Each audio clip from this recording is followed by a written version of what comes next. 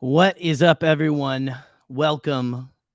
You're here. You've arrived. It's another episode of Hyperfocus. Welcome.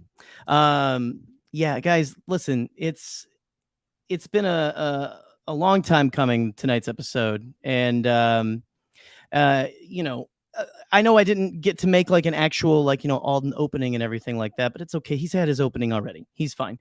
But my guest tonight is Alden Diaz of Ach-To Radio, good friend of the show. We were supposed to do this a couple weeks ago again, but I decided to challenge my computer to some beer pong, and it didn't work out. But it's okay. It's all right. We're here. And the topic of tonight's show: what's with the buttermilk?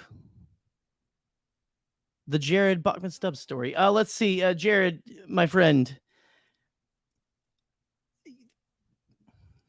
There are avenues to find help, sir. It's going to be okay. But anyway, thank you for housing this buttermilk. I never knew buttermilk and spaghetti was a meal until I met Jared. And honestly, I don't know if it still is a meal. It might just be a Jared thing. But again, I don't want to disparage my good friend Jared. Good to see you too, baby. All right. Well, you know what, guys? I don't think I'm gonna waste any more time. I'm gonna bring in Alden Diaz. I think he's still the title holder for longest episode of Hyperfocus. So buckle in, babies, because it's gonna be a while. It's probably gonna be a while. I'm just saying. So Alden has to defend the title. So without any further ado, welcome Alden Diaz to the show. Gotcha. Do you know who I am? I am John Cena!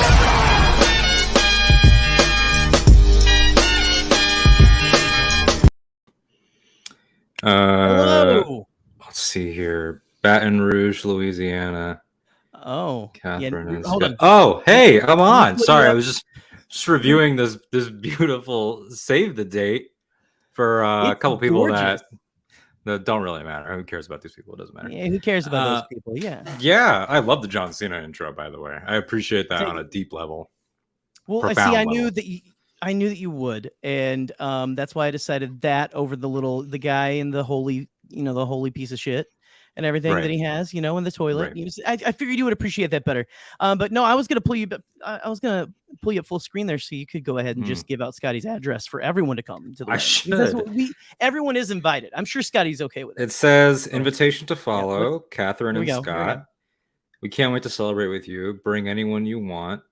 It's going to be lit. Hello, Catherine. Catherine is here in the chat here. Word gets around fast. Word gets around fast. I pulled out the save today and she showed up in the chat. Look at the psychic sense. Yeah, like right. She could tell. See, Katie knows exactly what I'm going to do before I do it, and so she knew that I was inviting everyone on the internet, everyone who watches the show, which honestly is probably a good portion of the internet. I'm thinking, to come to their wedding, and so there you go. It's fine. I think that's reasonable. I think that so.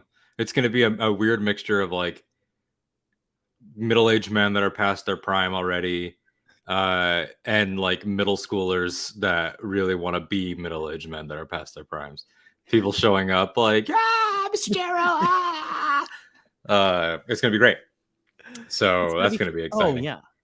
It's going to be a party for the ages, I think. And it's only Patreon subscribers. Only Patreon. Look at Katie driving dollars. That's a promoter.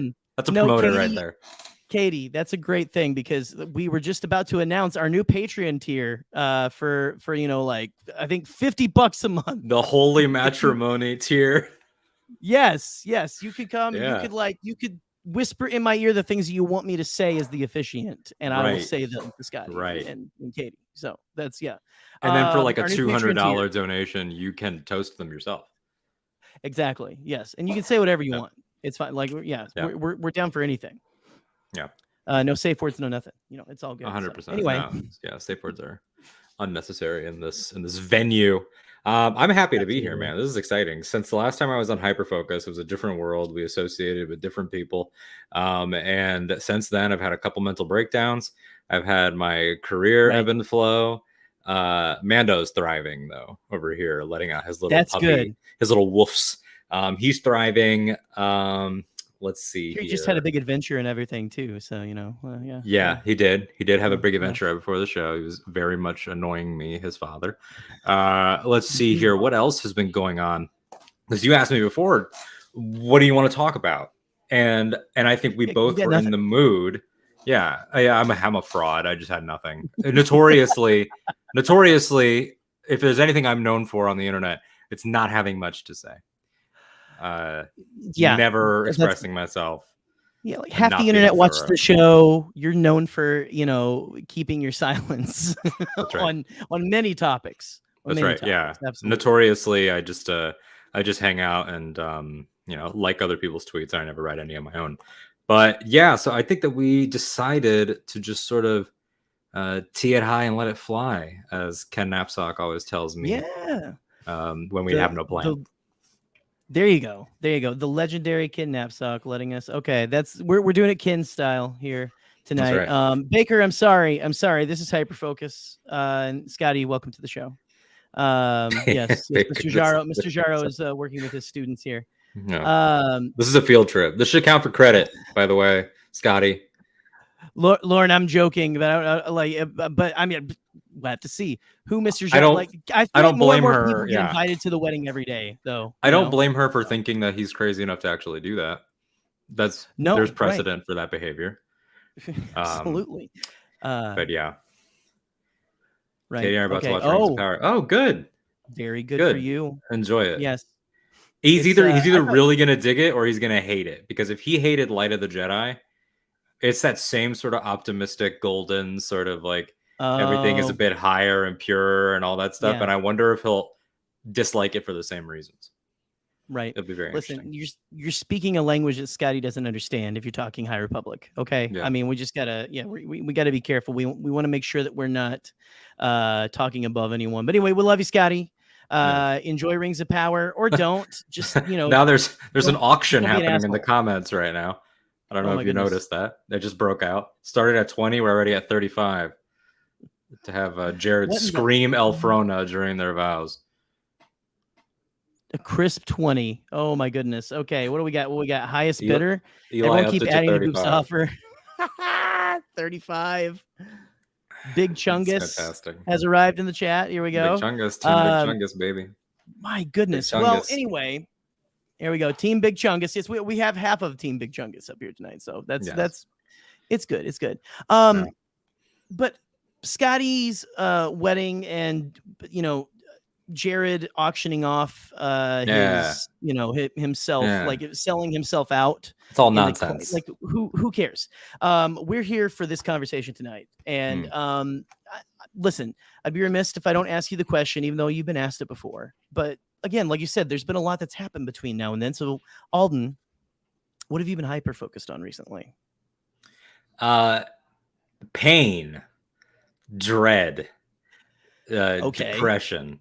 I have been so fascinated as of late with the capacity to just realize that none of it matters. Not to be dark. Like you could still have fun, still have a great time, still have tons of love. But you ever hit that moment like you're a parent, you've been married, you have a career and a job and a life and a channel and all this stuff and a nice shirt on right now. Career is a nice word. Thank you. But you have a career right now. You're in a stopgap. It's a different thing. But you ever have like, despite all of that, even when you're like having fun with like your kid or like whatever, where you're just like, this is all so fleeting and most of it's made up. Money made up, grades made up. Like it's so hard sometimes. My sister has 4 kids. They're all boys. They range from age 3 to 12. And sometimes they ask me for advice lately. And my older nephew will be like, oh, so, in school, we're doing this and that. And I listen to him and it's like, I have to now lie and pretend that the stuff that he's talking about matters. And it's not that his interest doesn't matter, but sometimes he'll say, oh, Right. you know, in math we were doing this and learning like long division and things like that. And it's like you look at him and you're like, why are we still doing this? None of that matters. Right. I haven't If there's long one thing that divided goes and out the window after high school, I'm sorry, it's long division. it's I'm just most of saying. math. It's most of I mean, it. honestly, I use it every day at my job, but that doesn't count because I'm making potato salad, not firing rockets into space. Okay. Right. But you're also like, I don't think anybody, I mean, correct me if I'm wrong, I don't think anybody is like pen and papering and that math, you know, it's all happening. I think it's not long division. It's not long division. It's short division because it's just the one. It's one anyway. Never mind. Yeah, long division goes away, kids. But still, long division goes away. Long division is fleeting. When was the last time you or anyone in the comments calculated slope? You remember all the time you spent on the slope formula? Y equals mx plus b. I haven't y equals mx shit in about 15 years. So it's unless you're like a I don't know, like a scientist or like, you know, someone like I'm trying to I keep wanting to say optometrist. That's not the word for someone who studies planets. No, but you like find the like an circumference of like the astronomer sun or something. Yeah, I don't know why. Anyway, yes, we're doing great here today. You know, planets, eyes, they're round. Right, they're the same thing. But like, I've never had. I mean, unless you're like one of those, like I don't know anyone who's had to find the circumference of a sphere. No. And yet like, we keep telling kids that it matters, that you need to be able to. And it's not that it doesn't for some fields, but it's like we expect. Scotty's lucky his student left, I think. Yeah, here I am undermining the entire process. Matters. It's like we tell my buddy Tony. I have a friend named Tony London who people can find online streaming. He actually holds a Guinness World Record, or at least he did. Wow. Okay. At some point. Yeah. My buddy Tony, you know, the game Splatoon on Wii U, he can play Splatoon faster from start to finish than anyone in the world. At least when that book was published. Maybe somebody has beaten his time since, but he was a speedrunner for that game. And you can find him on TikTok and all that. So Tony and I have been friends since we were 11 years old. And we did a stand-up comedy show in high school that we helped put on that was to raise money and stuff like that. And so we all did stand-up sets. I did a set. And then I hosted the rest of the night. So I would then come out and introduce the rest of the comics. And right. Tony's set had a joke in it. Part of the joke has stayed in my mind for years, which is that they expect you to have your entire life figured out by the time you get across that stage and grab that diploma in high school, even though in the months prior, you still had to raise your hand and ask to take a shit. Like, you have not been equipped for the task you are being asked to do. You are still entirely subservient and entirely like stripped of a lot of personhood. You are just a student and you are just there to churn out a lot of monotonous work.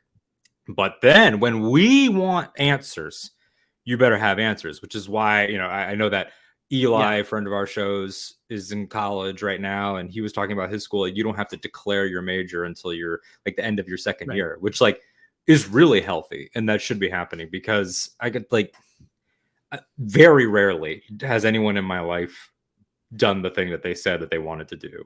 Like, I wanted to make movies. I ended up doing radio. So I got into entertainment. I got in there, but it's like I can't think of a single person.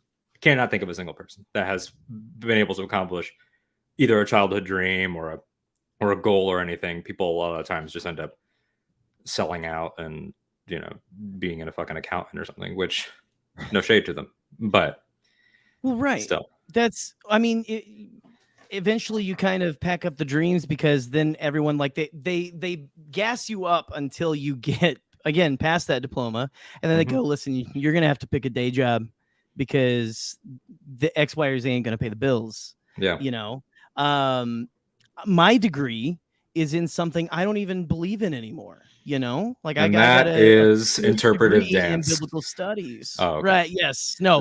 Well, lesbian dance theory. I got to go to the dance theory. I got to go get the dance theory one now. We should all go back for lesbian dance just to anger the conservatives. That's what I want. Well, we couldn't. It wasn't the lesbian part. We just couldn't do the dance back then. That was the part they were worried about. Right. But anyway, theoretically and literally fan of lesbians, but perhaps not the best dancers. So you're in there. I'm right there. I'm in the Yeah. I'm in the zone. I'm in the zone. Yeah. But yeah, no, like life changes so much. Mhm. Like that's the thing. Like there is that expectation. I feel like Yeah. it's like unspoken too. It's spoken and unspoken, because I feel like even though they tell you, I think people will tell you, oh no, there's not an expectation. You need to do Right. what you want to do. But there is a societal thing where it's like, no, listen, you kind of have to stick to our rules. Otherwise, we're going to kind of push you out, Yeah. kind of a thing. Yeah. And I mean, like, you need to have it all figured out. Like, what's your 5-year plan? What's this? What's that? I and hate 5-year plans. you think, right. I mean, life is it's uneven, it's changing, it's shifting very swiftly. And look, again, I thought that I was going to do what my degree was for the rest of my life. I thought I was going to be married for the rest of my life and things like that. And then life changes. Life throws a curveball. Oh yeah. And I think that life, it lasts about like, 70 to 90, 100 years if you're lucky and stuff. And then there's a lot of room for complete changes in life in there. Yeah. There's a lot of decades between now and then. Your 5-year plan point, which people always ask about, which 5-year plan, right. Employers, potential partners, things like that, even your friends. If I described my life to me 5 years ago, there is not a single thing that would have matched up with my expectation, except maybe the hope that I would be working in entertainment, because at the time I was still, I was working at Trader Joe's 5 years ago. So, oh wow, yeah. I was doing grocery stuff post high school. I had tried to dabble in some film school stuff, and that didn't work out. But I didn't want to do the standard path. I used to say at 17, 18, I don't want to fly some fucking school's colors. That's not my goal, right. Which is no slight to anybody that has. I have people that went to some of the greatest schools in the country. I have 2 best friends that went to Cornell. I have people that were all about the Florida Andrew life Bernard? of you. No. Okay, sorry. Just people I completely flat tired you. I'm so sorry. Please continue. Please continue. But UF, FSU, all those places, because we were down here in Florida, right. And it's just none of that ever appealed to me, and I knew that it would be harder, but I also, I think, wanted to bet on myself a little bit. So at some point, I remember my ex and I were been together for about a year, and she was asking questions she had every right to ask, well, what are you going to do? What's going to be the move? And then I pivoted, found a technical program, a trade thing, a year-long thing of broadcast media and broadcast engineering, television production, things like that. And I just went in there and gave it my all and knew the right people by the time I was done to get me in. Because kids, I'm sorry, that whole it's who you know stuff that you think no, hard work can triumph. No, it is who you know. It is always who you know. And I'm sorry that that's cynical, but that's exactly what it is. I mean, there are people, I'm not going to name names, but there are people that we all are familiar with, or people in our community, or people that are just above our community, that entirely are either Nepo babies or friend babies. They just get in through exactly what they need to do. One day your daughter is going to be hosting Bombadcast, and I'm going to call her a nepotism baby. Oh my God. Why would you wish that on her? No, I'm just inherit the Bombad empire. Right. Well, oh man, honestly, I haven't even thought that far ahead. My God, that would be insane, even thinking that she's going to be older than 5 years old. But anyway, it's, you can look at, but also just go make friends, make friends, talk to them, and try to make the right friends, and I mean, and it is a little cynical, because sometimes the people you gotta schmooze with are probably not the people you want to be friends with. But also, I mean, look, we've been doing this, we talked about the 5-year plan. We've been doing this show and everything, and you've been doing your show, I think, a little longer than we've even been doing Bombadcast, because I met you by a matter of maybe a year or something, something. Ach-To Radio started 2 days before you and I met, literally. Really? Maybe 3. Right. First episode of Ach-To Radio went up the first day of Celebration Chicago. Hey, the card I could still tell people amazing, it's a new show. It's a new show. Right. Everything. Well, I remember that. And again, I still have my card. So, I'm just saying. But right, that's vintage. No, like doing this, and again, you're more in the industry than any of us and stuff right now, like in myself especially. Depends on who you ask. But yeah. Well, but at the same time, we have moved to where we are, and I'm not even saying that like Bombad Cast is anywhere near the upper echelon of anything, but like we are and you are where we are today because like we kind of started becoming friends with the right people and different things like that, or just becoming. And again, we've genuinely found, I think, some people who are really cool people. No, yeah, we have made and stuff, and that's like people that sometimes happens. Sometimes people get the iceberg tip. They get like the comedy edge, the beginning, the pie crust of our friendships on Twitter or on these shows. In June 2019 was Bombad and things like that. But filling is gooey. It's the filling is gooey. Like our group of friends, the quote unquote goons and pickles. Goons being sort of a subset of pickles being the entire thing. Just imagine the goons and the pickles like walking toward each other. The goons and pickles? Oh, for sure. But that would be like a universally panned musical. People would hate that. Oh, absolutely. Except for the people that were in the know. But our friendships are deep. Like without getting into Alexa, it. Stop. Sorry, Alexa was trying to talk over you. I'm sorry. Easy, Alexa. All right. It's my time. She is full of it tonight. Anyway, please continue. But the like you'll hit me up sometimes and just say, hey, here's what's happening in life, and we'll just pick it apart for whatever reason or things like that. So it becomes deep, and it's about finding the people that, how do I articulate this? Well, there's two people that come to mind. Both of them are movie makers and both of them are big nerds and very famous. When you look at what you talked about of going out and like living actual life, that famous J.J. Abrams TED Talk where the mystery box stuff came from, which if people actually went back and watched it, they would realize that he was talking about a lot more than just the mystery box. That turned into such like a mystery box. They diluted it down. Yeah, into being like a scapegoat for whatever you hated in film or anything at the time. That's all it became. That's all it was for them. But what he's talking about is 100%. And what he's talking about is so much more. And in that, he says that either his father or his grandfather, I think it was his father, told him, don't go learn how to make movies. Go live and learn what to make movies about. So there's that. Right. And then there's something that Kevin Smith said, which was, fuck the why people. The people that always ask why. Go and find the people that ask why not. Go find people in your life that are like, oh, it's a great idea. Like people like you and Scotty who are like, oh, we have this idea. And then the rest of us are like, that sounds awesome. Why not do it? Why not try it even if it fails? Because the only person that you should be trying to satisfy outside of like your romantic partner and your children, if you have them, is yourself. Right.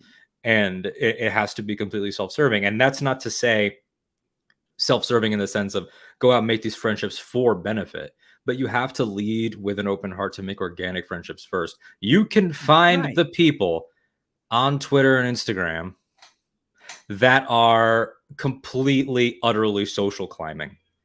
You can pick them out in a crowd. You can completely tell what the ass kissing is. You can always tell who's in it for gain at any given moment. And it is pathetic. And it's very, very obvious. And with that balance between making friendships and then seeing how that friendship blossoms in your life versus social climbing comes a comfortability with being disliked. And I think that that's something that people don't realize that I have worked on a lot, which is I am finally, I think, at a place in my life where I am extremely comfortable being disliked. Sometimes I even thrive off of it. But if like people think that they can hurt you, but you take the power away from them when you find that zone. Don't take criticism from anybody that you wouldn't seek advice from. If some guy says, which is something that I stole from CM Punk, by the way, I can't take credit for that. But if somebody says like the great scholar CM Punk, 100%. But people that are, Alden, you're an asshole. It's like, well, what is your opinion worth to me? There might be people that agree with you in your circle that then just, oh, he is an asshole. But I've accepted that you are completely allowed to have that read. And you know what? Sometimes I probably am. But it's about, you know, living entirely authentically. I am not a perfect person by far. There are a lot of things about myself that I do not like. And I think that's everybody. There are a lot of things that I have that are weird hiccups that I haven't gotten over for a long periods of time. But they are all things that I own. And that's all you can do. Right. Well, you know, being perfect's not all it's cracked up to be. Take it from me, you know. No, I'm just kidding. I'm joking. Like those of us that are just there we go. Gonna put them up. Y'all didn't know, but you bought 2 tickets to the gun show tonight. Listen, no, perfection is this ridiculous thing that I've always been turned off of because, you know, like growing up, like that's okay. So the one thing that I did pick up from my days in Christianity that I've held on to is that no one is perfect. Yeah. There is no perfect human being. I may have lost the only perfect one is the creator God, whatever. But you just reminded me of the TikToks that are going around right now that are using the "Our God is an awesome God." Are they really? That's become a TikTok audio, but used completely ironically. So I just saw one that like zoomed in on like a string of like light up pumpkins, and one of the pumpkins was like kind of janky. It's just. Anyway, oh continue. My God, no, and see, but oh man, Mom, I'm glad that my mom and dad don't know what TikTok is. I don't even think they're watching right now. Anyway, so yeah, don't go look that up, Mom and Dad. It's God, fine, I hope not. Yeah, no. God help us all if they do. No, but this whole concept of. And I mean, even like in the age of social media, we've been covering a lot of topics tonight. Now, honestly, I think the theme of kind of what we've been talking about here, not that we have to theme it or whatever, but it feels like it's like catharsis a little bit. Yeah. Kind of just like, you know, talking about, you know, I don't know, like things that may not be the happiest things, but no real things though. But there is like it's easy to say like, oh, that's dark and it's a downer, but you know, something that I try to impart, like even in our immediate friend group, whether it's anybody that is sends a text, you know, we are full of abrupt subject changes in our friend group. Like one moment it'll just be something There's completely in the group. Completely and utterly explicit and horrible. And then 2 seconds later, someone is like, "Not to bring the chat down, guys, but I just had to say." And I don't think that followed right by like a meme about people like, you know, like farting really loud out of their asshole or something. Like it's immediately after the serious text. It really lots of asshole content for sure. A lot of it.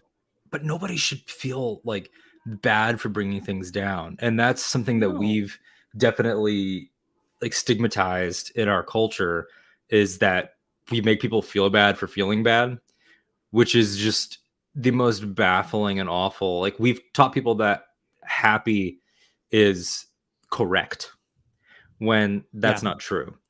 Happy is not a default. Happy is not correct.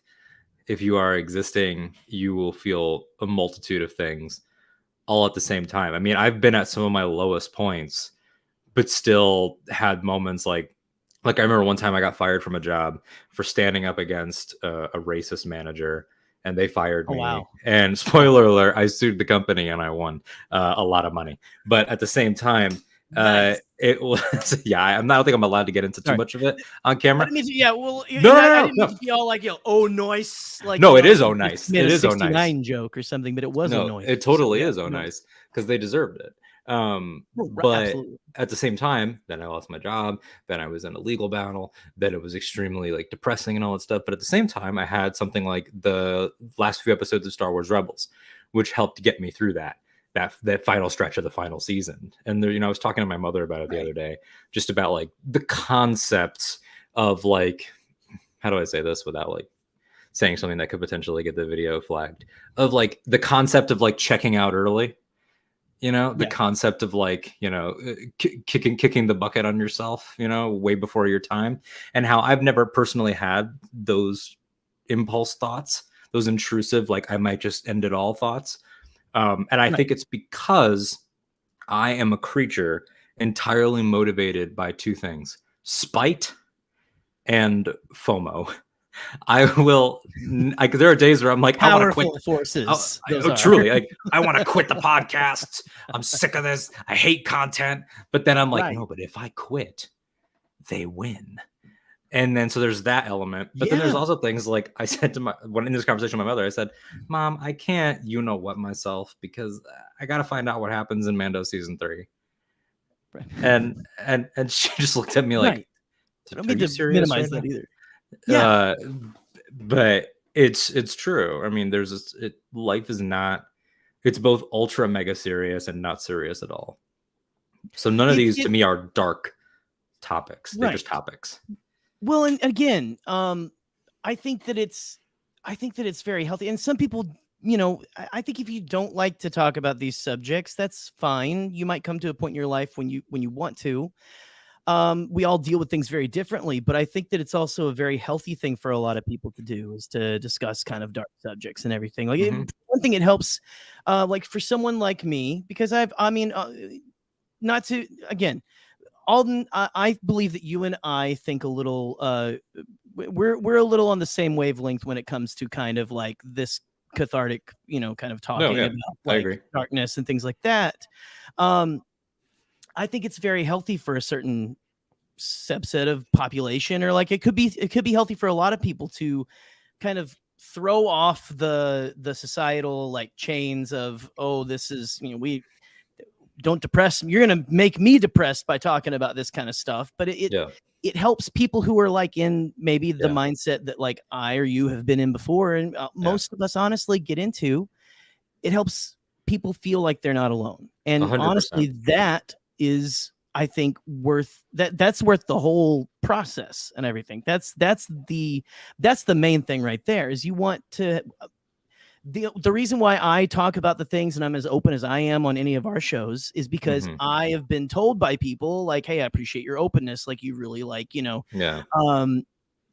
like the way you talk about ADHD, mental health, things like that. And I'm not trying to toot my own horn. I'm trying to say that. No, toot it. I mean, it's important. It is, well, I mean, but it's nice. I want with what I do to help other people and stuff. And again, by helping people not feel alone, that is, I think it's really worthy thing to do. And so I agree. I mean, there have been moments that I find myself, you know, because you talked about the fear that people have that hearing about things that bring them down will actually indeed bring them down. Oh, the Flaming Foam. Right. Oh, is that a band name now? I love the. Are we naming bands in the chat? Their sophomore album, actually. Yeah. Yeah. No, don't toot your horn. It's a family show. Our friends are funny. Yes, they are. Fuck it. I'm tooting it. Sometimes they're pretty funny. But yeah, the whole idea that it'll bring them down. I weirdly find this to be the opposite. Like, I don't want to name this person because I don't want it to get back to them, her. But and it's a good thing. I don't want to be like embarrassed about it. But I read a piece by a writer last year that had a lot to do with their personal loss, and it was a very dark and a piece full of sadness, and it was about grief and things like that. And I shit you not, by the end of that piece, that was maybe like a 5-minute read, I thought I was like in love with this person. I really had a moment of like, did I just like fall in love with somebody based on something that they wrote? And like, I don't for the record think that is actually possible.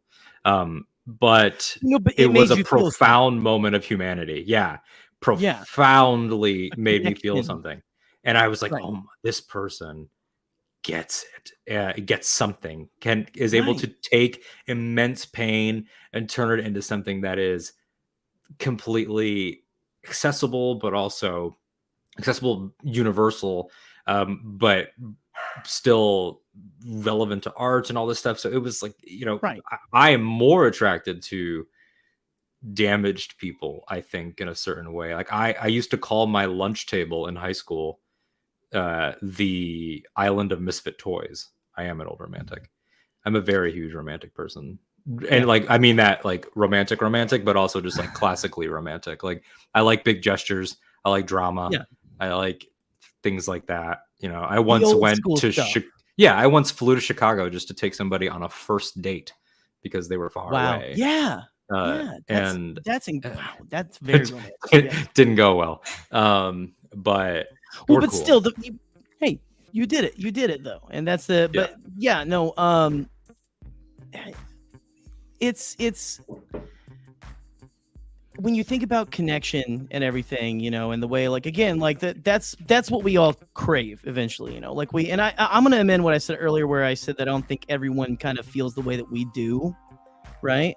About like talking about these kind of subjects and everything. I think it depends on where you are in life. But I promise I'm going to tie these two subjects together if my brain doesn't divert to another. No, it's cool, man. You hit the slow groove and you got into this topic, and now I'm with you. See, that's the thing. Listen. I thought like I kind of love this this background music, so I like to play with it. So here we go. We're grooving while we're talking about the mysteries of life. Everyone, do you have the GoldenEye music? I'm not telling you to change it. Oh, but, no, but at some point. I'm gonna have to get that on here. Scotty's got it on the Bombadcast. Those are that's my favorite audio drop out of all the ones that you guys have. I'm gonna have to put it on here. Here. Scotty, if you can like send it to me and I'll airdrop it or something if I can. But this is feeding the ducks. So just, you know, just enjoy. But no, talking about people wanting connection and everything, and like it depending on where you are in life, it really kind of, I think, determines how open you are to maybe talking about your feelings and things like that. And again, you don't have to feel like not everyone has to talk about their feelings out loud, especially an audience. That's not for everyone. Yeah. But I think that it is good to talk about your feelings eventually to someone or to a group of someone's. Because it's just, I don't know, it's a very cathartic thing. But no, like when you get that moment of connection, like you're talking about with whoever that writer is, you know, like connecting with a writer, like I've had connection with singers, with, you know, different, like, you know, forms of media and things like that. And I can watch the same form of media, or I can watch the same, you know, episode of something years later and have a different reaction to what I'm watching, a film, TV show, whatever, than I had back in the day. Even today, I was watching some Clone Wars. You know, I was watching. If you all saw on Twitter, I'm working on basically an abridged version of the Clone Wars, like a watch list. Oh, nice. But I was watching Heroes on both sides, right? And both sides. No, I'm kidding. Good. Both sides are okay. Well, no, like when in a universe where the Lizard King is actually in charge of everything, you know, and kind of like using everyone as pawns. But you know, the whole thing about, I don't even know, like I was having emotional reactions to, I believe it was the next episode, or I think it's like a 3-episode arc, really. It's like they're not connected, but they are connected, because you have the episode where they go to Raxus, right? Right. And meet with, you know, Padme's, you know, friend, Nina Bonteri, who is a separatist.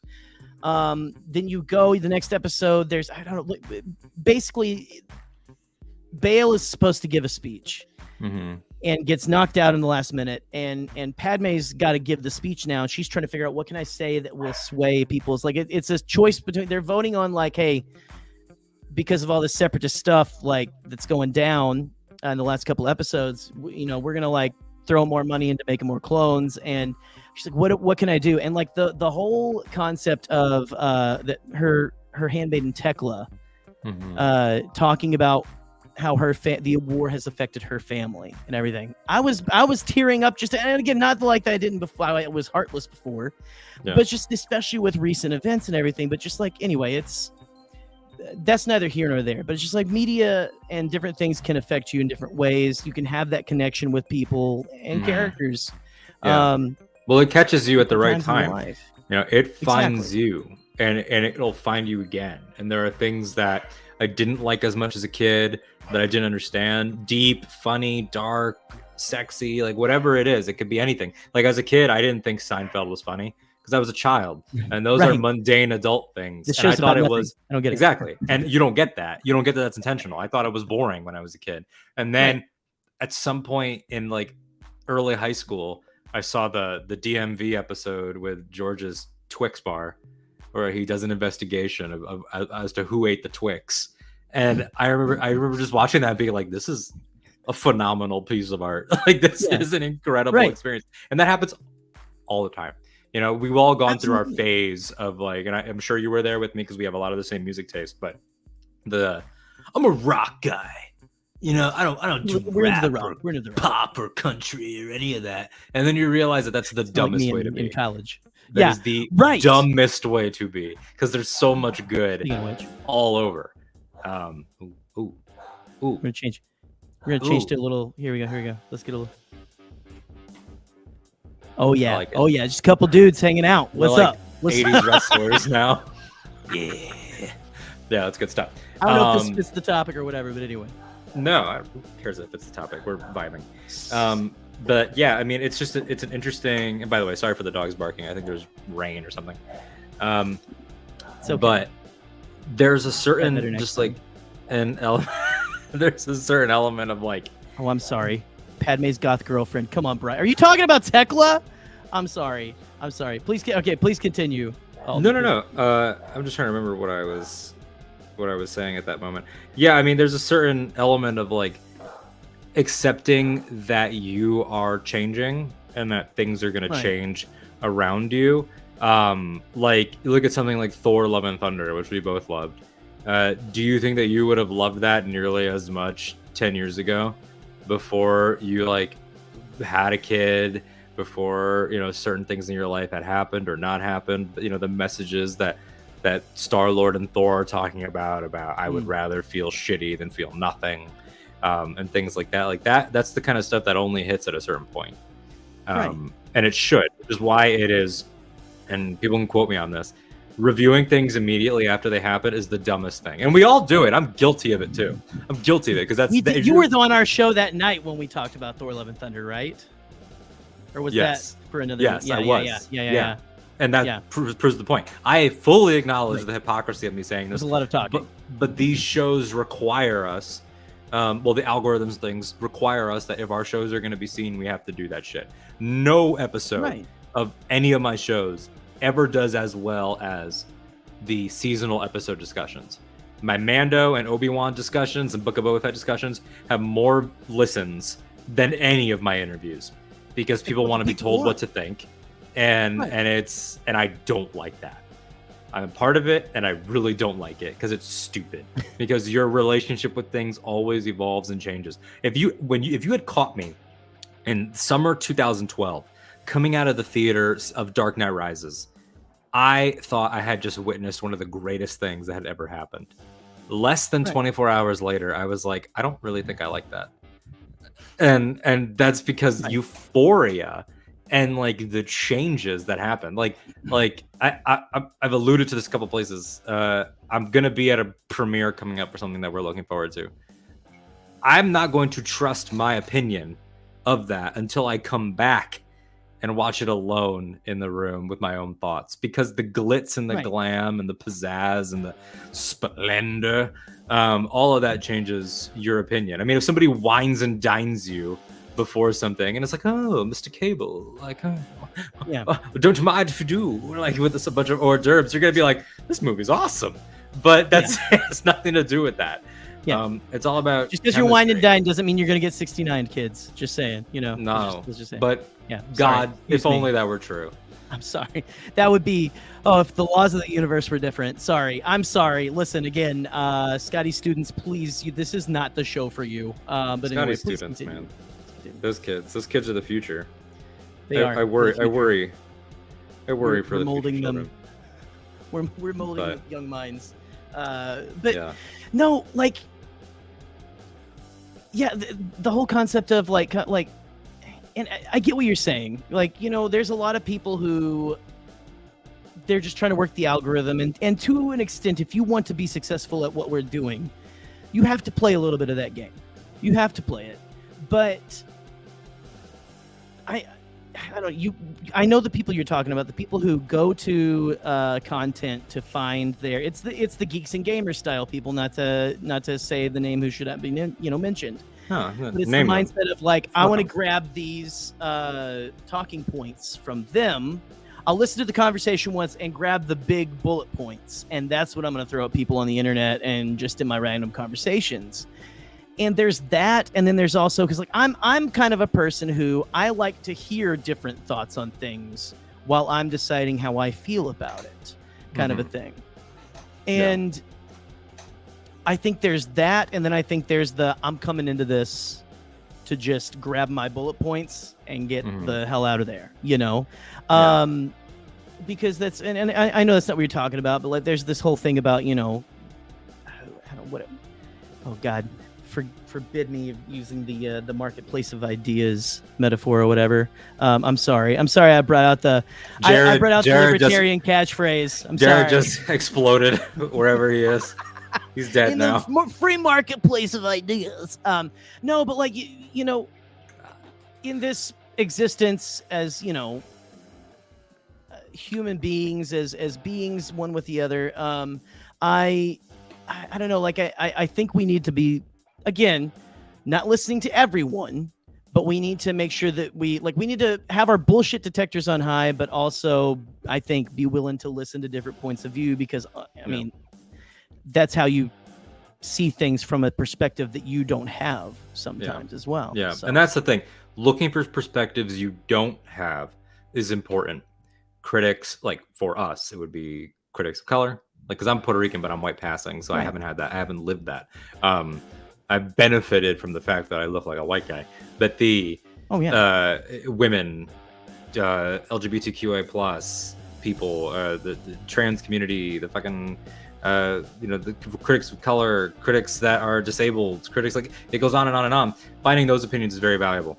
However, we've gone too far into the hit up every single show and try to beat it down into scores, percentages, stars. I went on my letterbox recently and I went through every film that I had ever put in there as something that I had seen.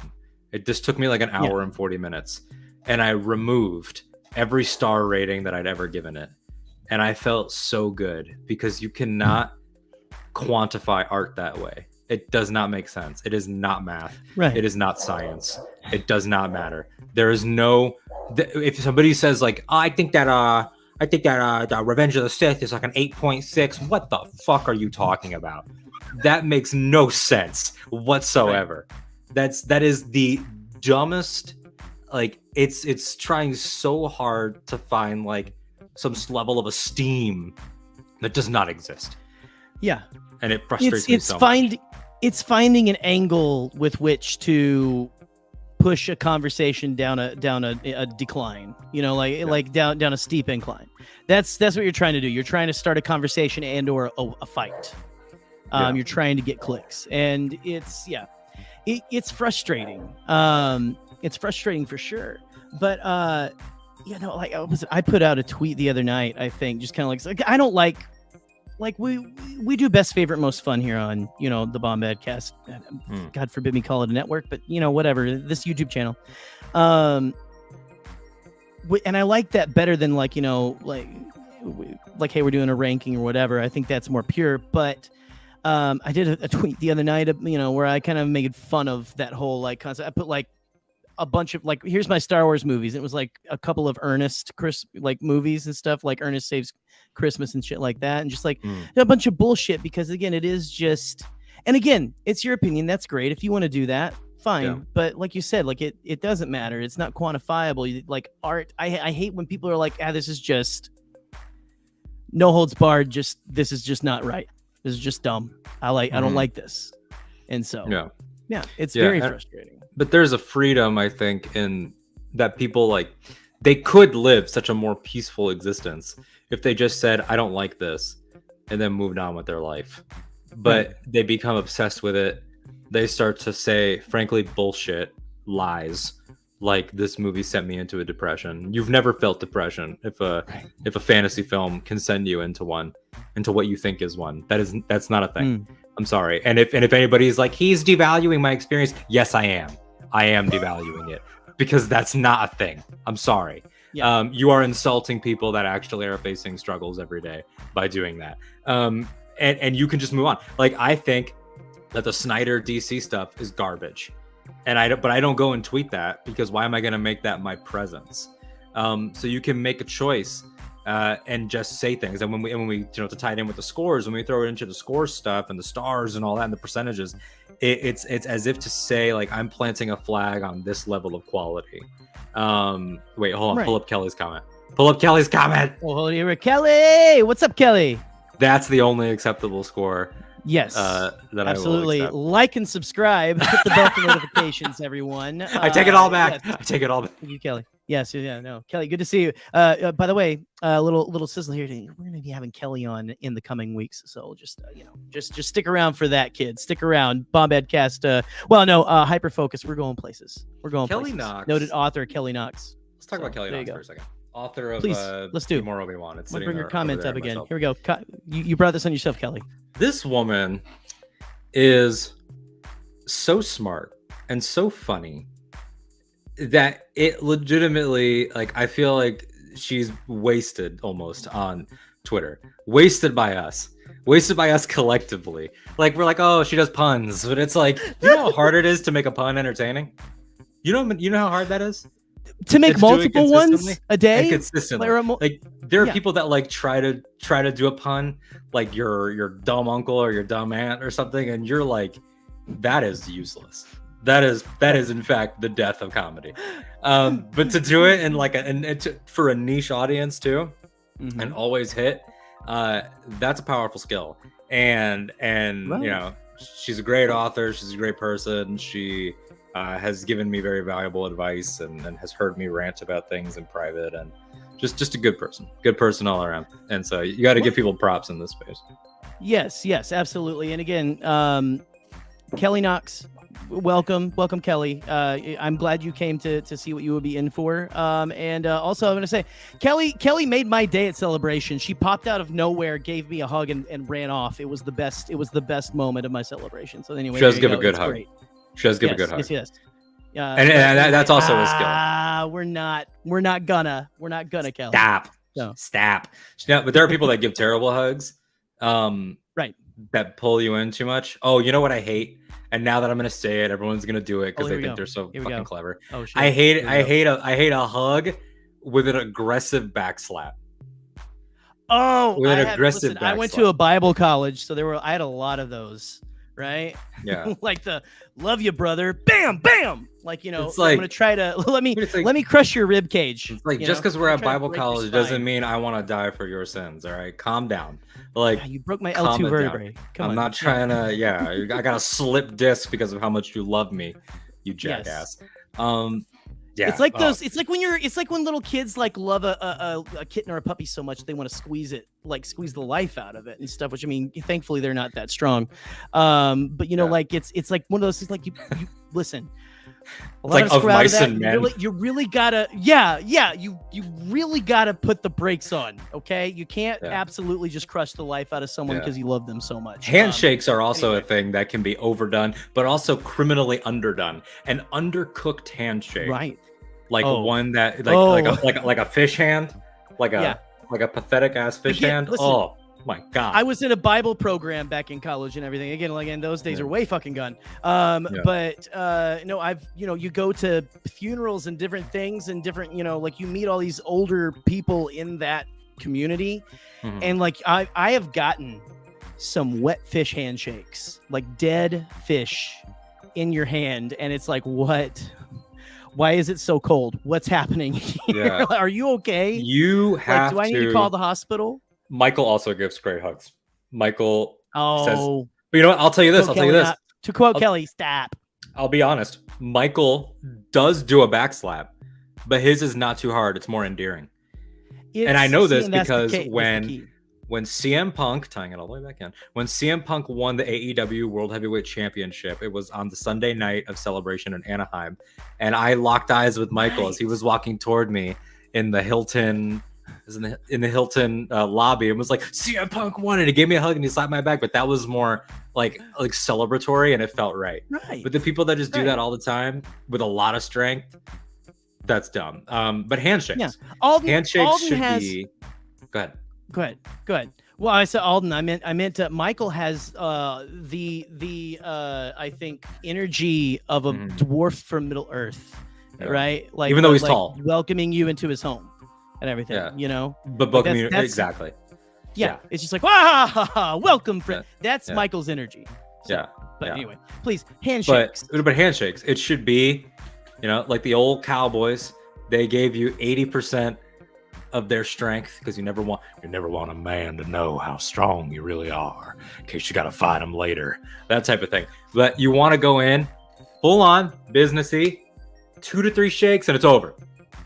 Bam, how you doing? Boom, it's over. Those people that are good to meet you, and then they throw the other hand on the other side, get that out of here. Get it out. You can't do that. Take it out. Don't even get me started on fist bumps. Okay, it's fine. Yeah. No, people are full of so many peculiarities. There's so many things that I'm fascinated by. I think some of it is Life's funny. Yeah, like having done theater when I was younger and stuff like that a little bit. Like I'm fascinated by people's walks. I'm fascinated by the way that people talk, by people's like speech patterns, things like that. I used to be a really decent like mimic. I used to love to impersonate people. Oh wow! Now I barely see people. So I don't. Over the past 2 years, out the door. Yeah, I've worked from home. So I think I've lost that skill entirely. I don't even know what people look like anymore. Like I just just facsimiles. What do people have legs anymore? I don't know. I've seen them seeing people. Seeing people at Star Celebration felt like the fucking last 10 minutes of Wall-E when everybody suddenly remembered how to walk again and shit. I was, oh man. Yeah, it was just like, what am I doing? How do I? Oh, okay. Like, that was, that was difficult. Man, also just like I felt like I was coming out of my troll cave and everything. I was like, I gotta be presentable. Oh yeah, I gotta get a haircut. All of it, yeah. Gross. It's this whole thing, and like I have this whole plan. Like I'm gonna go walking. I'm gonna go on a hike every day, and I'm gonna look great by Celebration. That did not happen. Yeah, no. That same way. Happen. I was like, I'm gonna slim up. I'm gonna get back to like 2016, Alden. And now I look at like some of the photos and videos and I'm like, oh God, I'm literally there like, Chewbacca. No. You shut by the way, fuck up. I used to know that actual Hatice sentence. I don't. So if anyone's like, that's not what Jabba says. Relax. Listen. This man, like he's bilingual. He knows Hatice. Okay, it's fine. Whatever. I'm actually only singularly lingual. Isn't that sad? No, you know Hatice. I thought. The one phrase. I know Ewok. That and like, where's the bathroom in Hatice? I know Ewokese. That's why we're such good friends. You speak my language. Yeah, I was gonna ask. So if we talked about the dwarvish hosting nature, would you consider yourself more of a dwarf or a hobbit, or where are you at? I believe I'm more of a hobbit, and I have gotten that before. I mean, I know I've got the hair, the hobbit hair. I've got this. I'm a short man with slightly large, hairy feet. I mean, it kind of goes. I mean, I'm like if Zach Galifianakis was born in Middle Earth. Love is what I am, and still, love that. It is what it is. The Hangover, starring Frodo Baggins. Yeah. Yeah. Like but I don't know. I'm a Bilbo Frodo type of like hobbit, like where I'm like, I like to stay in, I like to party and stuff, but I like to go out, I like to have adventures, I like to see the world, right? Kind of a thing, Where do you think your I would feet? Consider myself energy. How do you think your feet would do on like Wiki Feet? Like where all the celebrity feet are. You ever look at that? Ooh, I'm not a foot guy. Let me let it be known. Oh, but there is. You say it with the knowledge of someone who is a foot guy. So thank you for clarifying. It's good to know the enemy. But there's there's a celebrity like foot website that's just like, here's and it goes to like internet people too. It would not surprise me if some people that we know, particularly the women and femme presenting individuals, ended up on there. Like, it's a deep bench. Like, I'm like 1 degree away from some people whose feet are on there graded. It's pretty wild. Listen, it's gonna have to be a Patreon stretch goal. No, I mean, I think my feet are presentable enough to bring them up, but like, I don't know if I want to do that because that's free content. That's free content.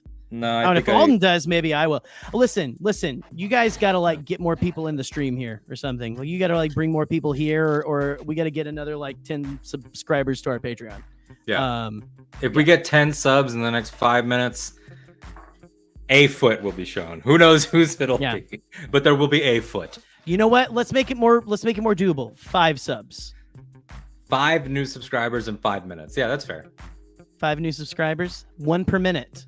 Yeah. Go to the internet, but keep this tab open. There goes the same people in the comments making new accounts. Right. Here they come. Making burners. Burner YouTubes. But yeah, man, like, I just think all of this, whether it's how you shake someone's hand, or how you stop yourself from having a suicidal thought, or how you build a career and everything, like, all of that is the same level of life, I think, is what I realized. You know, like, Jared had a comment way up here. Let me see if I can find it. Jared had a comment where he said, what did Jared say? Oh, God, these people talk so much. Was it the thing about spaghetti and buttermilk? No, thank God. It was FD Signifier did a series of videos about the manosphere and nihilism, but he talks about the freedom of nothing matters, therefore I can do anything. And that reminds me of a quote from season 2 of Angel, the Buffy spinoff, where Angel says, if nothing we do matters, then the only thing that matters is what we do. And if there is no grand plan, then any choice becomes the most liberated, free, ultimate version of itself. And light spoilers for this show that came out in 1999, Angel, but Angel's a vampire, and he functions by the classic rules of the vampire. He can only enter your home if invited, which is true of all vampires. Right. They magically cannot enter unless invited. And he has this conversation after he was looking for his friend. He couldn't find his friend. And then his friend Kate is like about to overdose, I think, in the shower. It's either an overdose thing or something like that. And he bursts through her front door and runs in and finds her. And then they have this conversation. And then she looks at him and she goes, Angel, I never invited you in. And that question is never answered. That question is never addressed again. It's just there to say, is there something greater than magic and rules? And is it just making the right choice? Is making the right choice greater than everything? And that has stuck with me since I was a kid. Just the idea of making the next right choice. And that's what Star Wars is. Yeah. That's what Frozen 2 is. There's a whole song about it. I was about to say the song, the next right thing. Yeah, the next right thing. Puts me into tears every time, you know? That movie is... God. I mean, Frozen 2. That was almost what I was going to suggest we talk about tonight, frankly. Because I know both of us are like very like Frozen 2 is my favorite Disney Frozen 2, like Frozen 1 is it's my favorite Disney film, probably. Frozen 2 is a masterpiece. Frozen yourself 2 is the Rings of Power as a musical. It kind of is. I mean, it has a lot of the same nature-y themes and the same. Yeah, 100%. It's very, very high fantasy. It's look, it says, I left a link to a pic of my foot while Alden is coming for one of the best moments in an amazing series. Wait, where's the link to his foot? Is it in the private chat? I don't see a link to a foot. No, he's not. Listen, we don't have anyone behind this. And you know what? I should probably here in a second put our link in there. Are we past the 5 minutes? I think we are. Of the thing. Listen, if you hear all of you in the chat. Oh, it is. Oh, okay. Go for it. There's a foot. What we got? Right listen, he upped the ante. So, okay. And Kelly, if you're still watching, this isn't something we do every week, so don't worry, you're not gonna have to do this. But for me and Alden, the feet. No, there's not foot stuff every week. But Alden and Alden, I'm gonna say if they can get our viewers up to, if we can get 30 people watching this, right now. Like we're at 11 right now. We kind of been fluctuating around there. We've been hovering close to 20. If we can get 30 people watching this, I'll show a foot. 30 people. This man just wants 30 people looking at his foot. That's a reasonable I just want 30 people coming to the show and be like, what the hell is this? So, yep, Kelly, I'm sorry. Kelly's, I'm sorry to say Kelly's not coming on the show anymore, guys, probably. So it's fine. Kelly just formally canceled. Right. Don't worry, Kelly. For you, it's going to be an all hand modeling show. Like, do you think that you could be one of those models that just does like the lotion commercials and things? The ones that like it's like, oh, I'm modeling this ring on QVC or whatever, that type of stuff. It's fine. Don't worry. I probably won't show it anyway. Yeah, it's interesting. I mean, life is, these are the kinds of conversations that I love. Really, really big and sprawling conversations. This is the type of stuff that I'm more interested in doing more and more every day. Like, same. I am fascinated by the idea of, at some point, right now there's a tentative plan for a natural conclusion for Ach-To Radio, at least in its current form, it would then become the little brother of something bigger. That is kind of what I do there, but Ach-To Radio will just be one part of something that is more a catch-all. Because I, kind of like what you're doing here, because there's so many people that you can't talk to within the confines of a Star Wars thing, but they have so much to say. Yeah, absolutely. Yeah, you like want the upcoming Jerry's old Jesus Camp Counselors episode, right? Oh Jesus! You're gonna do a reunion with all those people? I meant. Oh Jesus! Oh Lord! No. It's funny you say that. We're talking about a 5-year plan, and where you don't know where you're gonna be 5 years from now. And I didn't share it today, but I did say y'all want to see a picture from my Jesus days, and it was exactly a 5-year-old photo. Of me doing my preaching thing. 5 years is crazy. So to see that today, and I was holding Eleanor. Eleanor was an infant, like she was newborn at the time.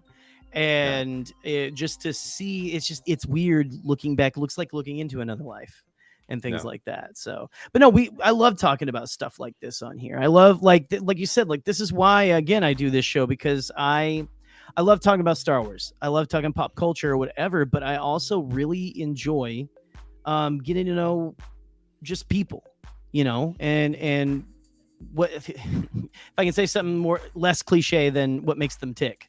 And so that, like, just to get to know, like, I like to have conversations about the human experience. I like to have conversations about mental health. What's your damage? What's your trauma? What's your vibe? What's your energy? But it is all that. I mean, it's, thank God. Yes. Thank you, Pete. Thank God. You guys are great. It's great to see no support for let me tell you, man, if I wasn't the guest here and I was in the audience, I would do my damnedest to get that foot on camera. Right? Because I'm a supportive No one friend. wants that. No one wants that. I'm not a fair weather friend, like we're seeing in the comments right now from all of these people. Well, you know what? Yeah. I think maybe if we want to get a few more viewers or something, I mean, I don't know, maybe we'll have to see. Okay, I think we're getting a no feed. Listen. It's not going to happen. It's not going to happen. If we get 30 viewers, we'll see, But Alden, I think it might be time to put the link in the chat and see if anyone is willing to dive into this pit of vipers. Man. I got all night. So, hey, we're ready to hang out, guys. We're ready to taking your calls. I'm taking only the most personal and spicy of questions starting now. Oh, don't come in here and ask me what my favorite lightsaber hilt is. I'm tired of that. Don't ask. By the way, it's Dooku's. Don't ask me about I'm gonna say don't ask me and keep answering them. Don't ask me what my favorite ship is. It's the N1. Michael. No, but I will tell you this. I was with someone once and I didn't know that they were into feet until like maybe 2 years in, because they were ashamed. Wow, really? Is that something? Really? Is that something that? Because like that's, I don't know, because that seems like the least of the. Okay, I'm not gonna kink shame anybody or anything. Nobody wants like to that. kink shame. I don't know how that works. Like, but however, I don't know. Yeah. No, it's like when that window in a relationship starts. Frankly, Yeah, like I will never ever shame anybody for being into anything. However, with that said, it's like I'm not going to kink shame, but there needs to also be an understanding that some of these things are going to turn heads. Like sometimes it's like you see a woman walk into a grocery store and she's got her man on a leash and he's wearing a dog helmet or some shit, like a leather dog mask helmet, and people are like, "Well, don't shame them." It's like I'm not shaming them, but can we please acknowledge that it's not something that you normally see in the Quickie Mart? Look, a biker dog man just walked into the store. I mean, I don't see that every day. This man just showed up and lifted his leg for half a second. Like, he just lifted his leg on the boxes of cereal, and you guys are like, "This is fine. This is normal." So that's where I'm at. Yeah, it's great. Well, you know what? That's a great note. Like talking about, listen, kink shaming people who like to dress up as leather dogs and pretend to pee on breakfast cereal in the middle of a crowded grocery store. That's the perfect time to let everyone know that it's live chat call in.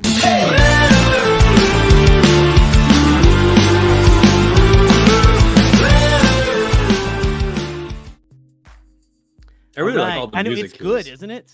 Yeah, that's great. It's good. Okay, so we already have a couple of people waiting in the wings here. Oh, so dear God. I'm gonna bring them on one at a time, starting off right now. But yeah, guys, listen. All jokes aside, we're not gonna make anyone show their feet. Listen, it's fine. Come on in here. I mean, if you want to show your foot, we'll have to sign a waiver or something. I guess I don't know. Anyway, come in here. No feet required. The feet logistics have not been worked out yet in full. Exactly. But, Alden, I'm going to bring in our first guest, who is a dear friend of both of ours. And I'm going to let the person coming in be the introduction itself. But here we go. Wait. Holy crap. Holy crap. Holy. Oh my God. I knew it. Ah! Hey, nerd herder! Wait! It's a twofer. It's a twofer. we got John and Boop in the same one. Hi Sib, and John. How are you? I said, what an epic crossover! Sib-in-law would be what it is. Sib-in-law. Something like that. Sib-in-law. I kind of like that. Yeah, no, that's how that would work. That sounds like a king. I have that a was ring. how it worked. It has a ring to it. I don't have a ring. I have been on the. So that's cash for gold. I've been on the microphone and on camera with this gentleman 3 times in less than 24 hours. I feel like I moved in. Oh, I was gonna say, yeah. I just missed Alden so much. Tomorrow they're gonna wake up and they're gonna see me in the kitchen, like with like a really sexy apron, like flipping, yeah, like nice, like really apron. Like, for you all. Oh, hi guys, what's up? I made you some scrambled eggs. Yeah, 100%. Scrambled them with my feet. Yes, exactly. Yeah, I'm stepping on them like I'm making like berries. Like you step on berries in a barrel. The amount of potential guests that I messaged today that I've ran away just in this one episode is amazing, actually. So yeah. It was a huge mistake to text me today and say, "What do you want to talk about?" and not get a hard answer out of me. By not making me commit to a topic, you unleashed hell. Well, they have better. I do. That's how it goes. We were about to dive into Frozen 2, but what do you lovely people who we love so dearly, what would you like to ask Alden something? I know you don't want to ask me anything, or listen, you talk to us all the time. What do you want to talk about? Right, this is just hanging out. I had a thought earlier. Essentially, like I was scrolling through your Twitter, Jerry, and I was just like, I should check in on him more. That's just a fun thing about our scrolling through. About checking on Jerry? Yep. Oh yeah. A bunch of memes, and I was like, oh, Jerry's doing all right. The special thing about Jerry is that like he, like me, is always one day away from a full breakdown. But that's why we love him. Like it's a constant simmer. I think that's what keeps us all together. We're all just keeping each other on the edge. Mm-hmm. I'm game to talk about Frozen 2. I was going to ask how Alden knows he's not in defeat, but actually, that's a better question. Unabashedly love Frozen 2 better than the original and many other Disney movies. So, right? Do you want to know why? I think I know. By the way, I think I have an answer for both of those. Sure. We'll start with Frozen 2. It's an incredible film. It expanded the musical catalog. Show Yourself is the most Broadway thing that they had ever done, I think. Lost in the Woods being a power ballad, incredible. Yes. It managed to, while the first one soundtrack bangs, and it does, it has a couple that to me are outshined. Like Fixer Upper is nowhere near like a Let It Go or Love Is an Open Door, but that second one is banger, banger, banger, banger, banger, like constantly. Yeah. The mythology is richer, the arcs are richer. Like Anna needed to learn the lesson she learned in the first one, the naivete and being duped by Hans. But now that we're past that, they were both able to flourish in more interesting ways. Now, why I'm not into feet. I don't have a definite answer, but I suspect it's oh, don't do this. Don't single cam it. I think it's because when I was a kid, I don't, I never knew my father. So I was brought up by my mom and my sister, who's 8 years older than me. And the two of them would always be like, hey, I'll give you $1. I'll give you $2 if you give me a foot massage. Like by the end of at the end of the day or like whatever, like when my mom was watching TV. And I was like all about making that money. So I would literally sit there watching like UPN, like Girlfriends or like, something with Rosie O'Donnell while like being like, bless. Yeah. Let's get right in between every one of them as well, Yeah, all those little digits. So, and that's why you have kids really, so that they can do stuff for you. Like Jerry, I'm sure you've learned that already. Like, just bossing around, be like, hey, can you go get that? Go grab the remote, bring it over here. Like a little, but at the same time, like Ella is very ingenuitive. Like she's ingenious, and so yeah. You gotta know how to. Yeah. Oh, you gotta know how to get to the right. Yeah. You gotta go the right way with it. Yeah. So right. You don't want to cause generational trauma, like No. Oh, God forbid. Yeah. 100%. What isn't generational trauma at this point? Like in this economy, who doesn't have it? In this economy, in this child economy, times are tough. I don't remember what it was we were watching where it was just like, like you do your best, but you're gonna screw up your kids. Like, oh yeah, no matter how much you try, you're still gonna pass on something you didn't intend to. Like anti-fetishism. Anti-fetishism. Anti-fetishism. He's an anti-footite. Right. It's like, oh no, but of course, he's a no-tower. I'd rather have a no-tower than half the other kids I work with. Darth No-Tower is my favorite character from Legends, actually. A lot of people forget about him, but of course, yeah. A Jedi tried to show him his foot once, and he murdered him, and that's what happened. That's how he fell to the dark side. Honestly, valid. Yeah. As you do. Yes, Queen. I think that's actually Star Wars Theory's favorite character.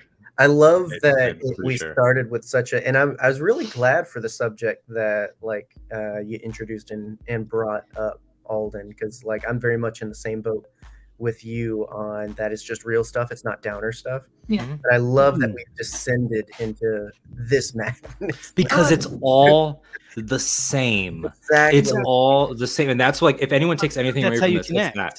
I have had moments of sheer panic. Like I had a mental breakdown last October.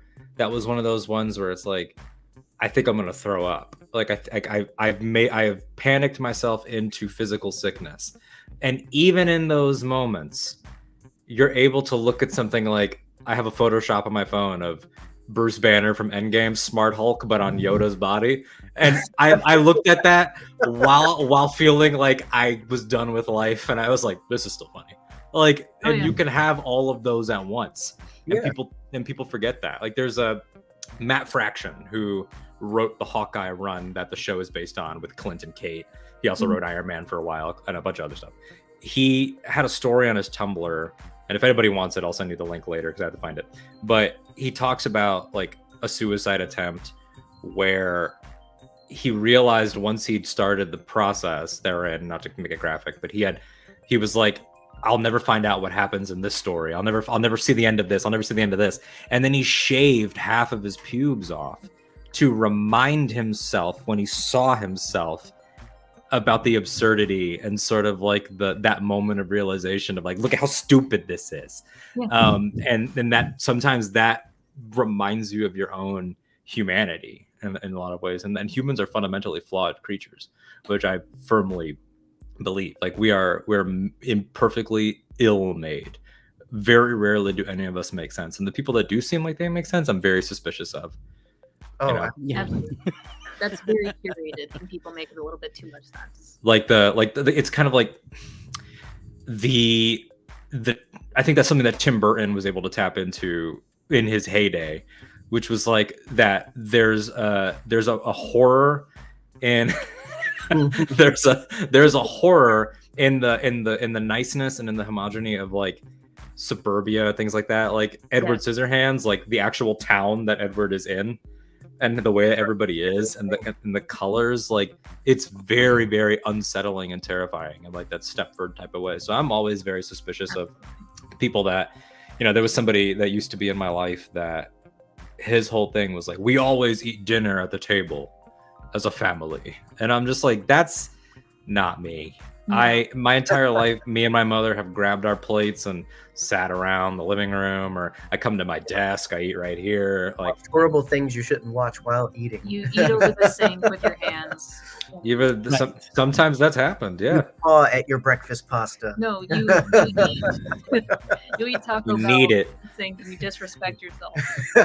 Yeah, you do the little. It's less about the location. It's just I don't know. Like I get the like wanting to eat together, but like like you're saying, like it's less about a location. It's more about just kind of like you need. Asgard is not a place. It's a people. It's a people. Exactly. It's a people. Did you see that joke in the new She-Hulk? Recognized in this court, sir. Yeah. Thor's speeches are not. Thor's speeches are not admissible. Where else have they been used? Why is that a rule?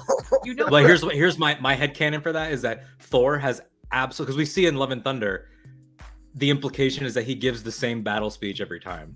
Right. Like the Guardians are like rolling their eyes when he starts. So I think that he also has a default heartfelt speech. Yeah. Like it wouldn't be surprising if like Thor has been on like Jimmy Fallon, like in the MCU, and has been asked like, so how are you feeling about New Asgard? And then he looks right into the camera. Asgard is not a place. It's a people.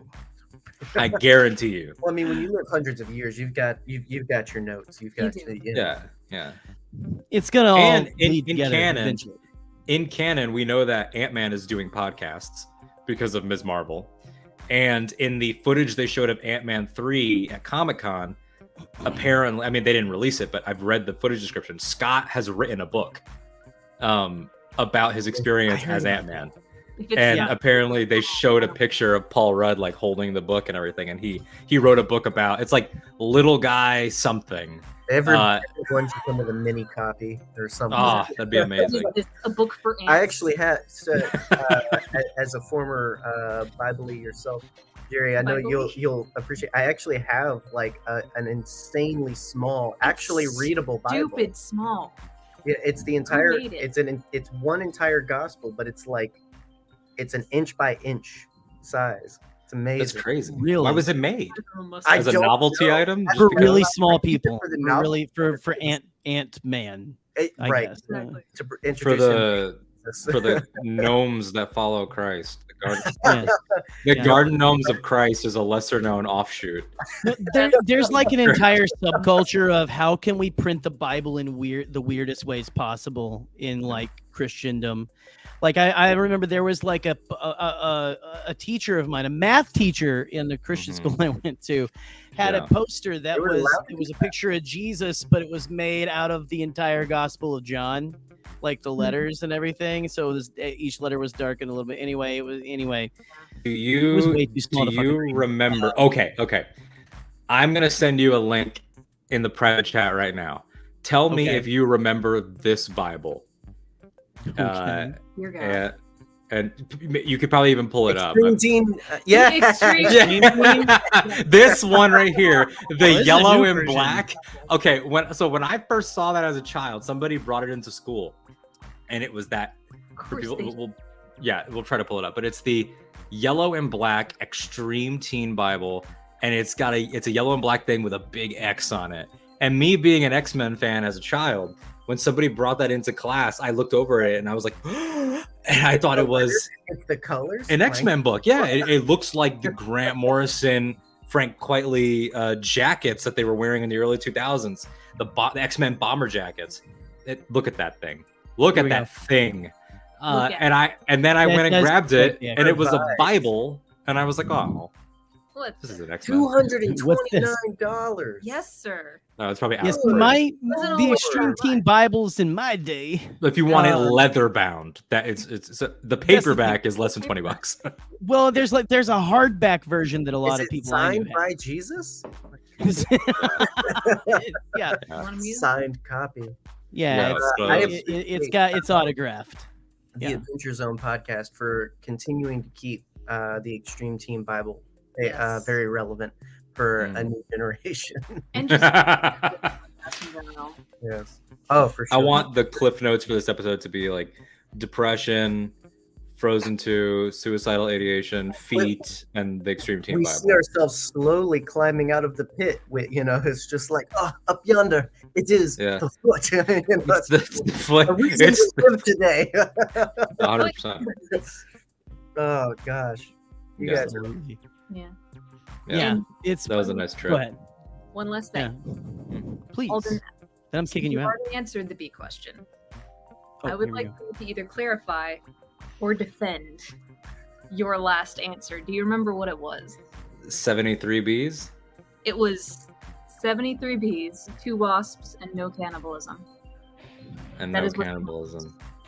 Yeah, I'm gonna emphatically stand We're by a few that. more drinks in on that one, probably. I don't know. I'm going to stand by all of that, and I think that it's because in my mind, they are bumblebees, so they're not going to hurt me. They're the fat little babies. They're the Jerry Seinfeld. The cherubs of the bee world. Or is that Right. who that was? Jazz? You like jazz. You've never seen that.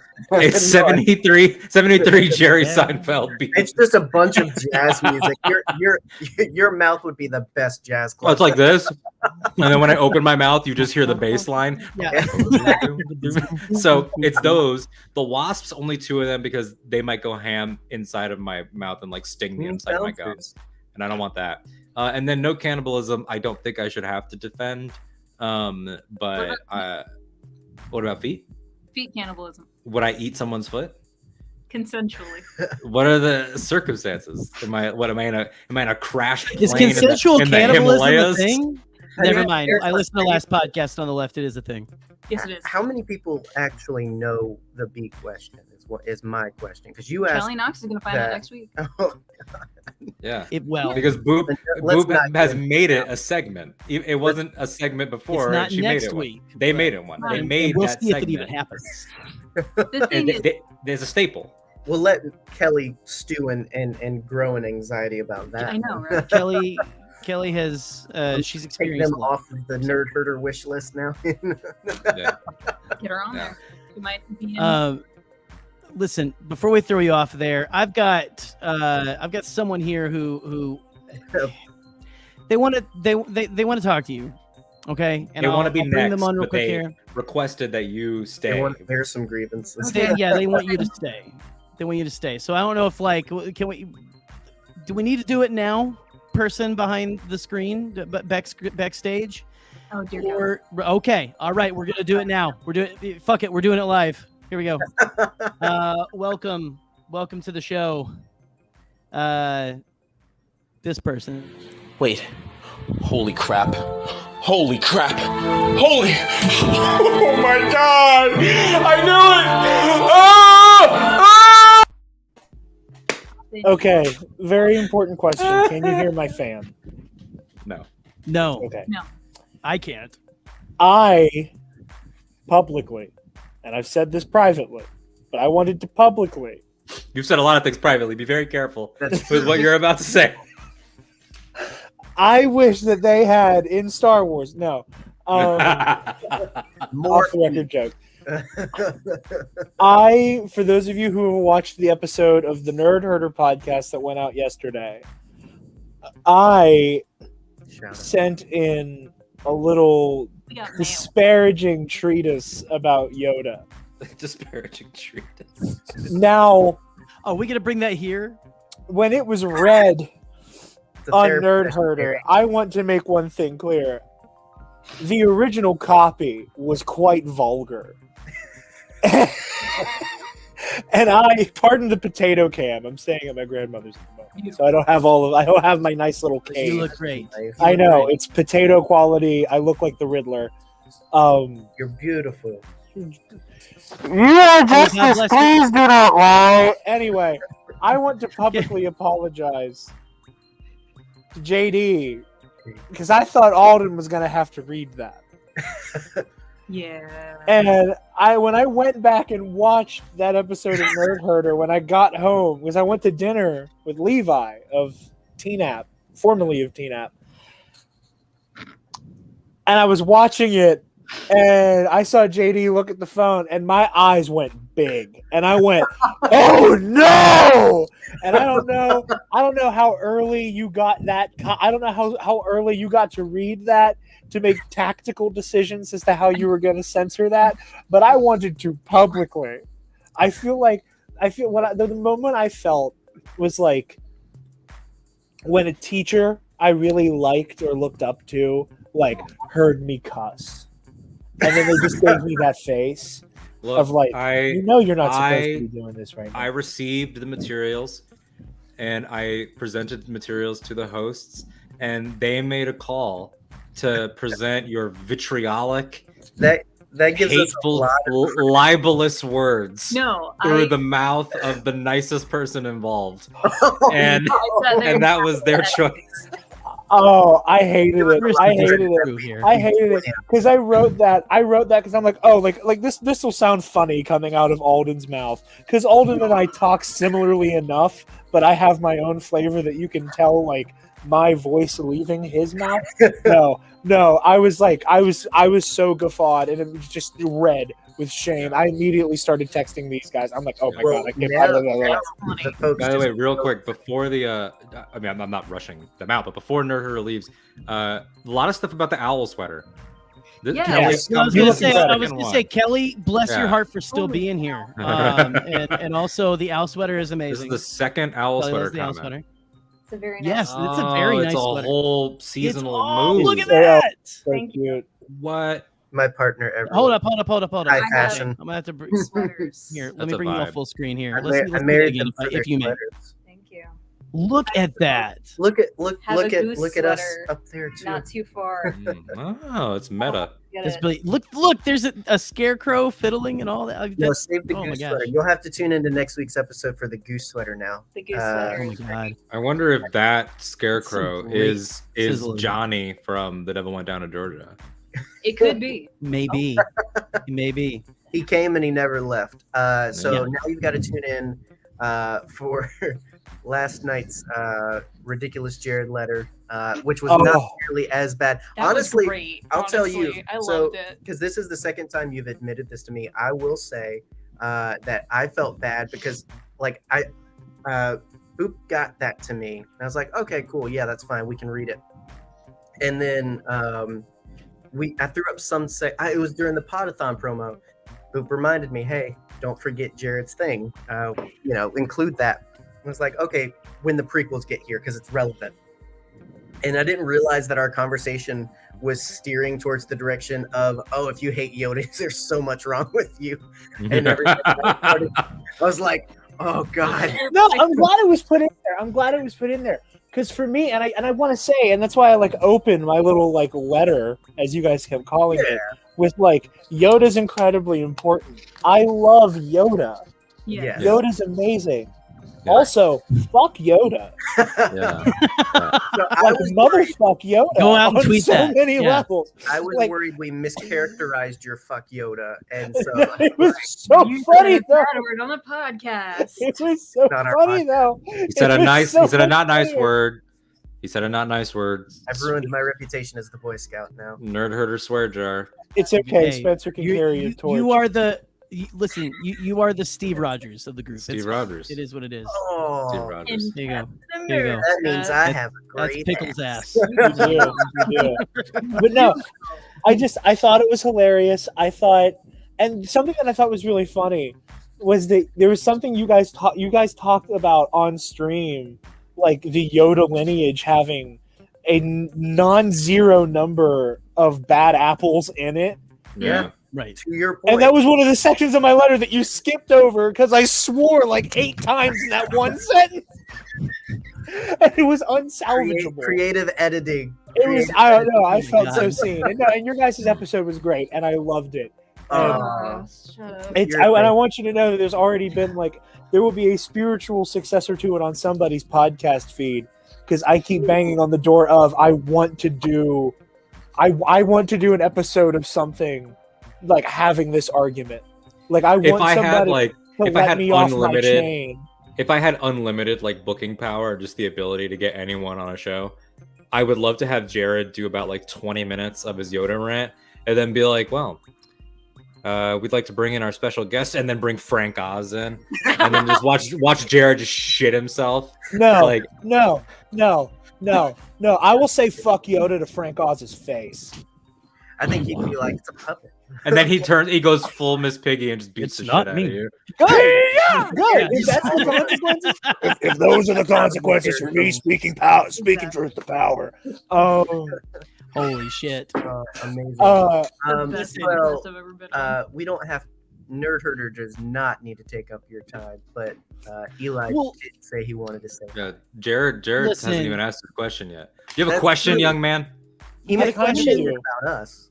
I know because of it's not a question so much as it's a pitch, and I just like talking to you guys, and because things have been moving around in my personal life, I haven't had access to recording equipment, and I need my fix of being on something. Absolutely. Because of the rights situation, this probably can't happen. How amazing would it be? Because it's in the public oeuvre now. Yeah. And Jerry and Alden especially know more about this than they probably wanted to because of me.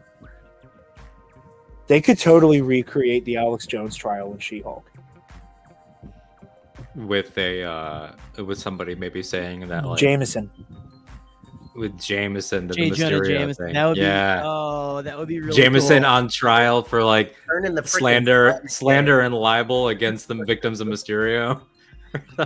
Oh god. by man. praising Mysterio You as a hero. You could do it. You could That's do the it. universe You could QAnon, right? You could literally have Tatiana Maslany do the Mr. Jameson. Did you know that 12 days ago your attorney sent me a digital copy of your? You could do the whole thing. You could do the whole thing, Oh but my She-Hulk. God. But That would She-Hulk, Mark Yeah. Bankston, J. Jonah Jameson. That would bring me so much joy. And J.K. That Simmons would be would incredible. sell the Oh, fuck out of that. yeah. He would crush Oh that. yeah. Taylor and I were Dude, rewatching No Way Home the other day, Mhm. and every time they cut back to Jameson, she and I both out loud every time went, "He is just really selling it." Yeah, he's 'Cause really into it. Any people who are here who don't know, I have a very dark fascination with Alex Jones. I don't believe a word the man says. He's a piece of shit, but I'll He's be your damned. serial killer. he's my He serial is killer. He's my serial killer. Yeah, He's yeah. Listen, there's white women across the world who know so much about Ted Bundy. Alex Jones is my Ted Bundy. Okay, I've always thought of you as a white woman deep down. You are the most caring of us all, absolutely. on some level, we are what we hate. But You've got those frosted blonde haircuts Yeah. deep down spiritually. you mean this? Oh, there we go. Look at that, Well, majestic. Listen. I'm still growing the blonde I dyed my hair in. Yeah. Well, I was gonna say your profile. You should picture- do the mane more because that's absolutely luxurious. I'm just saying. It always catches people off guard. I forget how long my hair is because I keep forget it in how my long little it is, Jedi too. bun. My Right. God, Qui-Gon Jinn. Okay. Well, that's what I have Um, to do at work because this is unacceptable apparently. So Oh, dude, your flow is so fire. And I know that there's somebody who wants to join us. I know you guys have to leave. I know, and with regards to, I don't care whose feed it ends up being in. I want Eli in when I do my full Yoda attack. I want Feet. Eli to be present. That's a foot. Little baby. There you go. We got the foot, folks. 2 feet. We have Counts. foot. Oh, two. Oh, Oh. yeah, you know what? We didn't quite make Oh it. my 4 stars. feet. Let me cover the. By the way, Jared, There you before you go, you gotta respond to future Mrs. Bombad's question on Twitter about your toenails. Oh. Oh, dude, my feet are ugly like any other man. No. She didn't say they're ugly. It's not that. She said, "Why do men always cut their nails like this?" I don't know what like this means. Hang on. I don't know either. but- I just, There is a like this. Trust me, there is a like this. I don't know. I got nothing. This dude. is interesting. Is it I don't know what's. that circus guy we watched on what We've we did. gone on a No. journey. Okay. We have gone on a journey. Okay, who's leaving? Gone on a journey. Let's bring in we- the child. I was gonna say we've got to bring in the holy child. We got to if keep if cycling. may. We got to keep cycling. we got to bring the Yeah, youth in. Burger's taking up too much. Listen, No, we need some fresh Okay. blood. And listen, frankly, everyone can stay as far as I'm concerned. We've got our typical guests and everything. If you want to stay, that's fine. If you need to go, that's also fine. But you know what? Everybody, here's little baby Eli.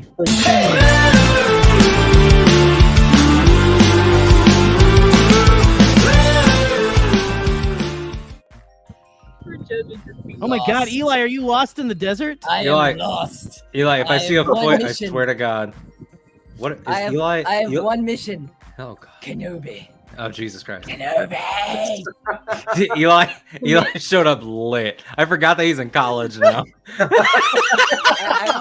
wanted to do that. I want to do the Kenobi thing. I sent everybody a voice message the other day of me reenacting the Kenobi thing scene from Twin Sons because it is as hot here.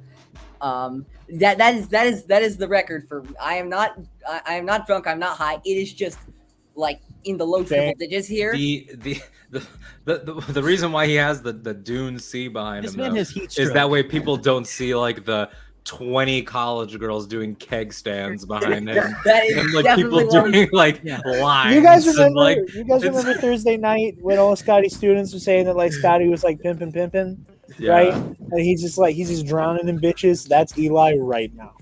You know, We he's just- tired of just 100%. That is He's just definitely. dripping in behind pussy the juice. Yeah, dunes. it's absolutely. Eli yeah, is yeah. just knee deep in it. I will just say this. Claire Stribling, the great Claire Stribling, was talking the other day about Herbert. something that I think it was actually on that Bombad stream. No, wait, was it? Oh yeah, no, it was. It was with Is it with Claire and Mel? yeah, with Mel, and she was like, you know, my Great fun, nephews, great fun. and she described how old her nephews were. I'm like, I don't like that. Oh, don't I you don't- start. Don't you start. No, You're no, not no, allowed no, to no. do that no. I don't like how close in age they are to me. Oh, okay. Okay. Yeah. No, that's fair. What was that? I'm actually 10 years. I'm like, No. oh no. I just saw who else is in this in this. I will private chat, be feel like. I will be 27 at the end of this year. 27. And even that Slowly. has just made me Well, it's better than the 700 Club. Oh, that's a late night. That's a late night religious TV joke. Yes, it is. As a bit of a callback The to gays. the beginnings of Hyperfocus's conversations, whatever it's developed to now, I went a You whole graduated. year joking, you know, when people would ask me how old I am, I was being like, how old was Kurt Cobain? Just like, You you know, freaking just Damn. constantly lunatic. messing with the age of 27. Because it's just like, well, I don't know. Will this be the end? Maybe not. But It always blows my mind, say for Eli, that like I'm one of the younger people in this friend group. I always forget that because you feel like somebody that I would have vibed with in high school, but you're like 16. It's true. And Eli's like I could have 9. been all y'all's youth minister, you know? Like, Yeah. shit. You know, it seriously it throws me off that like I like the years never mean anything to me. Like I'm 24, and every time I say it, I'm like, what? It's only been a couple years, but Yeah. N- I it tell makes me ya. feel better. It makes me feel better that Eli's here because he's literally he's just like it makes me feel better when any of Scotty's students are in the chat. We have still, one. those We are- have one actually here. Yeah. Most Mac of them here. are in like the 8th grade. Oh, I guess there's an saying old. There's he an was. old in the chat. There's an old in the chat. Chat. Oh, okay. All right, Oh. hold on, guys. Stop your TikTok lingo. Nick's One of here. them. There's one of them olds. Daddy Milky. No, we do have one of Scotty's students actually saying, because it was right after you said like Scott. They were saying Scotty was like macking and stuff. Yeah, that's when they showed up. Yeah, he was pimping it. Yeah. That's a Cat Williams reference. I don't think that students should be allowed to say their teachers are pimping. I don't think I don't think so. How Very would think? related. Anyway, Then I used to have, like, I think there is a law somewhere. that's why you take that school. Eli, Yeah. did you have a question? No, I really just came here to I came here to hang. B, I came here to tell Jared that that he's wrong about Yoda. no, I'm not. No, I'm not. 10,000 dead Jedi disagree with you. Listen for yourself to decide. Listen, save it for your own show, okay? Okay, come on. We will moderate it. We will do the. Listen, It'll happen. But yeah. Oh yeah. it's not gonna happen right now. I will say I was interested in the a lot of the talk that was happening here. I may or may not have zoned the dark corners of the internet to look at the WikiFeet thing just to see if anyone really was really. Did you on really? That. Did you really? You looked it up after I mentioned it? Yeah. Yes, I did. I love this kid. Do you have safe search on? So brave. There are people that we are familiar with that are on there. Well, Yeah, And that is, listen, Eli. That I can tell from the way Eli said that was pure research as well. Yeah, no, that I was wasn't doing it Pure research, like That was scientific academic. standpoint. that was very academic. One bit. That was investigative. But like seriously, I pulled up that first page. I'm like, oh shit. He took those feet and he put them in MLA format and everything. It was crazy. He's got a spreadsheet now. He's got a Google Docs, a Google Sheet. It's right alongside my trivia document, which I may or may not have pulled up because I forgot how the mall speech went. Trivia? Oh, you mean trivia that thing that I'm undefeated in? That's great. I love that. So I will say this actually about EC. I want to credit bring you Alden to your with knees this right after I'm done with because, J-Ro.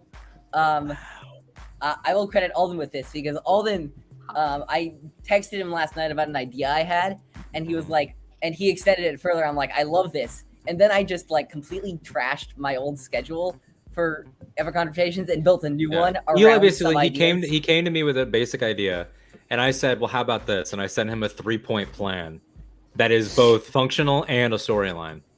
And I started to construct new storylines. It's fantastic. This thing is going in great direction. I literally my entire life is talking about how much I hate content and how we should burn it all down, but then also having ideas. I hear your whole I hate content thing. I hear that, and I think it's because we've all collectively witnessed what it can be at its worst. But right now, and who it can be at its worst. You're right. Amen. But right now is what it's built for. It's for community. Yeah. We like we're all here because we love Space Wizards. Yeah. And we are. This conversation, listen, some of us might fucking loathe specific Space Wizards. That's beside the point.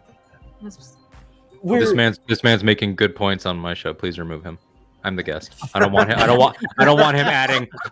adding hope to this conversation, okay? But what we're doing right now is happening, save for the fact that we all know each other because of Space Wizards, independent of said Space Wizards. Yeah. Right? Like, aside from the fact that, like, Eli has a bitchin' trivia show that's filling the void of another trivia show that created a very closely tight-knit group of fans and nerds. You know? Like, you're right. Content for the sake of content needs to die. I mean, because that's just the capitalist machine. Yeah, like I've seen people. What the hell? I don't even a Roth. I think he's talking about how old he is. That's a stressful message there, Nick. Very stressful. I think he's having. I hope that clears up. Good luck. I'm really happy for you, or I'm sorry. I ain't reading all that. I don't understand fully. The classic Trey Mitchell message when he sees that's a very Trey, long video. Just that's watch Trey's signature. Right. Well, Listen here. Any reaction you need to do, just go to Trey. Just frankly. Yeah. Oh, totally. I probably have a picture of Spencer for it. Frankly, Trey's reaction upon hearing the invisible hand is just the reaction I go to every day. Yeah, that's good stuff. I've never heard of that in my entire life, and that was the moment I knew that we were in for a different kind of show that day. Eli, I think it's unfair to say that you have one joke. I think No, what I need to start He has saying is three. you have one type of joke. He has 3 jokes. That is- Oh yeah, that is one, all- 3 jokes and 1 type, and the type is his guy friends all whiffed on questions, and he'll never let them live it down. Look, okay, Alden, I will just say this. That's what Yeah. it means. I have a specific place I like to talk about those questions, and that is the planet Bespin. See, that's Wow. Okay. That's a deep cut. That's a Well, deep cut. Someone who was always known as a gas giant in high school. Let's welcome to the stage, Oh, Mr. no. Michael Modelo.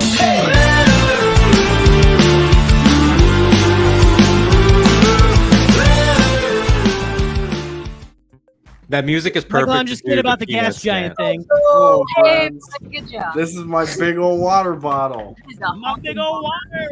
Do you want to know? Do you want to know Michael how came hard in it is week- to break old week habits? 7. We had Hold on, 5 hold on, viewers. hold on. Michael came in. We gained 2 Where's more. your hat? Radio rules. Radio rules. There's Yeah. too many people. Radio rules is this: if you want to talk, put your finger up. You'll be amazed at how beautifully that is. It could be that finger. That's fine. That's fine. Professional. I wouldn't think you want to fine. do that for your teammate, Michael. Alden Listen. knows I love him. Yeah. Oh, You talk course out I of know. turn. You talk out of turn. I give you the boot. I'll All right. smack you. That's it, not you a foot cowards. reference either. Yeah, I'm dunking on myself here. You want to know how hard it is to break old habits? Michael entered the stream, and I had to actively stop myself from going, "Oh, look, the loser of the second place invitational," because I, in fact, came in second place for the second place invitation. Yeah, you did. Yeah, you did. You I had to people stop Even though I myself. only have one type of joke, other people use my one type of joke. That is true. Go to bed. baby. That is true. It's a genre. Michael, hi. Mike, What's How's it your going, question? Michael? Do you have How doing? anything? Yeah. I Yeah, do listen- have a listen. question for you, Alden. Oh boy, It's a wrestling question. I What love match it. are you most excited for tomorrow night? What match am I most excited for tomorrow night? Tomorrow night, for those that don't know, is AEW All Out in Chicago. We're going to be watching it together for sure, and then there's always the possibility that Bro Axiom joins in because they are also going to be watching it. It just depends on where they are. But I will say, barring like CM Punk, Jon Moxley, because that's very obvious, I'm really excited for the women's Fatal 4-Way Championship match because I love Jamie Hayter, and my preferred method of death would be if she just clotheslined the fuck out of me. Me too. And then gave me a really snide remark after she did it. I would love that to be the last thing I hear. So who's your yeah. who's your prediction for who's going to win that match in particular? I think Tony Storm wins. That way, when Thunder Rosa comes back, it's the Thunderstorm sort of thing. Yep. But what I think happens in the match, I hope to God, and if I was writing it, this is what would happen. I want Jamie to be the clear, like this is her moment, and she does her finisher, and it's about to go down, and she's about to win, and Britt yanks her off, and is like, no, like you're supposed to be in this match to help me because they're girls right now. And then that's the degeneration of them. And this is Jamie Hayter's. I think you're on the Batista right moment. track, but Yeah. flip it. I think Jamie is the one who. Oh, so steals Britt's the about to win, and then from Jamie. Britt. Yeah. I think either Jamie way, steals the win tomorrow. because the angle is either you're taking advantage of me as your goon and your lackey, and I'm done with it, or it's the I'm hungrier than you thought I was, and I'm gonna be the thorn. Like, so you could theoretically turn their alignments, or you could make Jamie babyface, or you can make Britt babyface, depending on how you do this. If Jamie were to like attack her or something mid-match and go so far that the crowd is like, oh my god, we feel bad for her, that could be something. But it all just depends. I mean, because wrestling is the greatest art form, as you know. It's the greatest art form ever made. It's the highest form of theater, and it's one of only three art forms that America can claim entirely. It's wrestling, jazz, and the comic book. Yep. Those are the only things that we can claim as we have created it. So people say, what about Broadway? There's been plays since the Greeks. Like that does not count. But comic books are ours. Jazz is ours. Pro wrestling is ours. Because let me tell you something. Pro-life sucks. It's not a thing. It's pro-women, pro-science, pro-wrestling. All right? That's it. Pro-choice, pro-science, Get in there. pro-wrestling. Those are the only pros that I subscribe to. I was gonna say I didn't know where you're going with that. Actually, I have a kind of sort of follow up to that. Because every time wrestling comes up, I feel like I feel like my mind automatically goes to Schmodown and the Spectacular that got announced, which is like still a freaking crazy card that I actually wanted to do because I think I texted you about and you've been hosting a lot with Rachel Cushing-Levine lately. I want to know how you feel about her coming back for one final ride. Rachel Cushing-Levine is a legitimate genius. Rachel Cushing-Levine, it's Rachel Cushing-Levine versus Marisol McKee, right? Yep. Now Marisol McKee is like a phenom. Like she was, probably my last favorite. As you gain favorites as you go. My last one of who I felt was like one of my players was Marisol. However, Rachel Cushing-Levine is not to be fucked with. Like she is one of the smartest people that I've ever talked to, that I've ever seen talk about stuff. Her knowledge is so deep. It goes in so many different directions. She's an award-nominated editor, working in Hollywood, working on prominent projects. Like she's in there. And it's like, and that's all just her, excluding the fact that she is married to somebody who is just as good in singles and in teams. So it's like that the training that is going on, the studying sessions that are going on have to be insane. So I don't know. I mean, I talked to her about Lord of the Rings for an hour, and it was one of the only times that I've ever felt out of my depth on air. That does not happen because I pick my spots really well. Like I'm not going to go on a show that's talking about something that I don't care about. And I love Lord of the Rings and I do care about it, and I still felt out of my depth. So that's my take on that. Yeah. Eli, do you have a foot slowly materializing up there? Like I don't know what That's one of those. That's one of the women. It always like from far away. It does kind of make it looks like a foot is I'm trying to materializing. figure out what that is even in the background. It's the Shadow of the Sith poster. Look out! It's Oh, it is the Shadow of the Sith poster. But it's funny because it keeps like legitimately it is like shape. Give me a sec. It's actually a foot-like lightsaber. It's actually a lightsaber. It's a lightsaber. Lightsaber on the back. Well, actually, I'll show you. 3 There it feet. is. 3 feet have been shown. Listen. You've pulled down the curtain. Listen, we're gonna have to. We're getting too full here, but I'm gonna bring in one more person. Okay. Oh, I think I know who it is. Let's do this. Don't do it. Try not to. Don't do this. Listen. Look, all I'll tell you is. I gotcha. Do you know who I am? I am John Cena!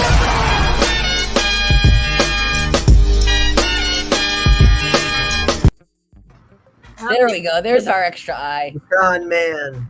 Shut the fuck up, Eli. Wow. Did someone say see him. extra eye? Oh my god. That was way too fast. When did That you was too get fast here? of a transition. Hi, young man. What's your question? How you doing? Yes, you. I've been better, but I'm having a good time right now. In general, in life, I have a question for you. Actually, What's up? let's say worst comes to worst with the whole eye thing, right? Let's assume the worst for a second, but I'm gonna give you a silver lining. Are you ready?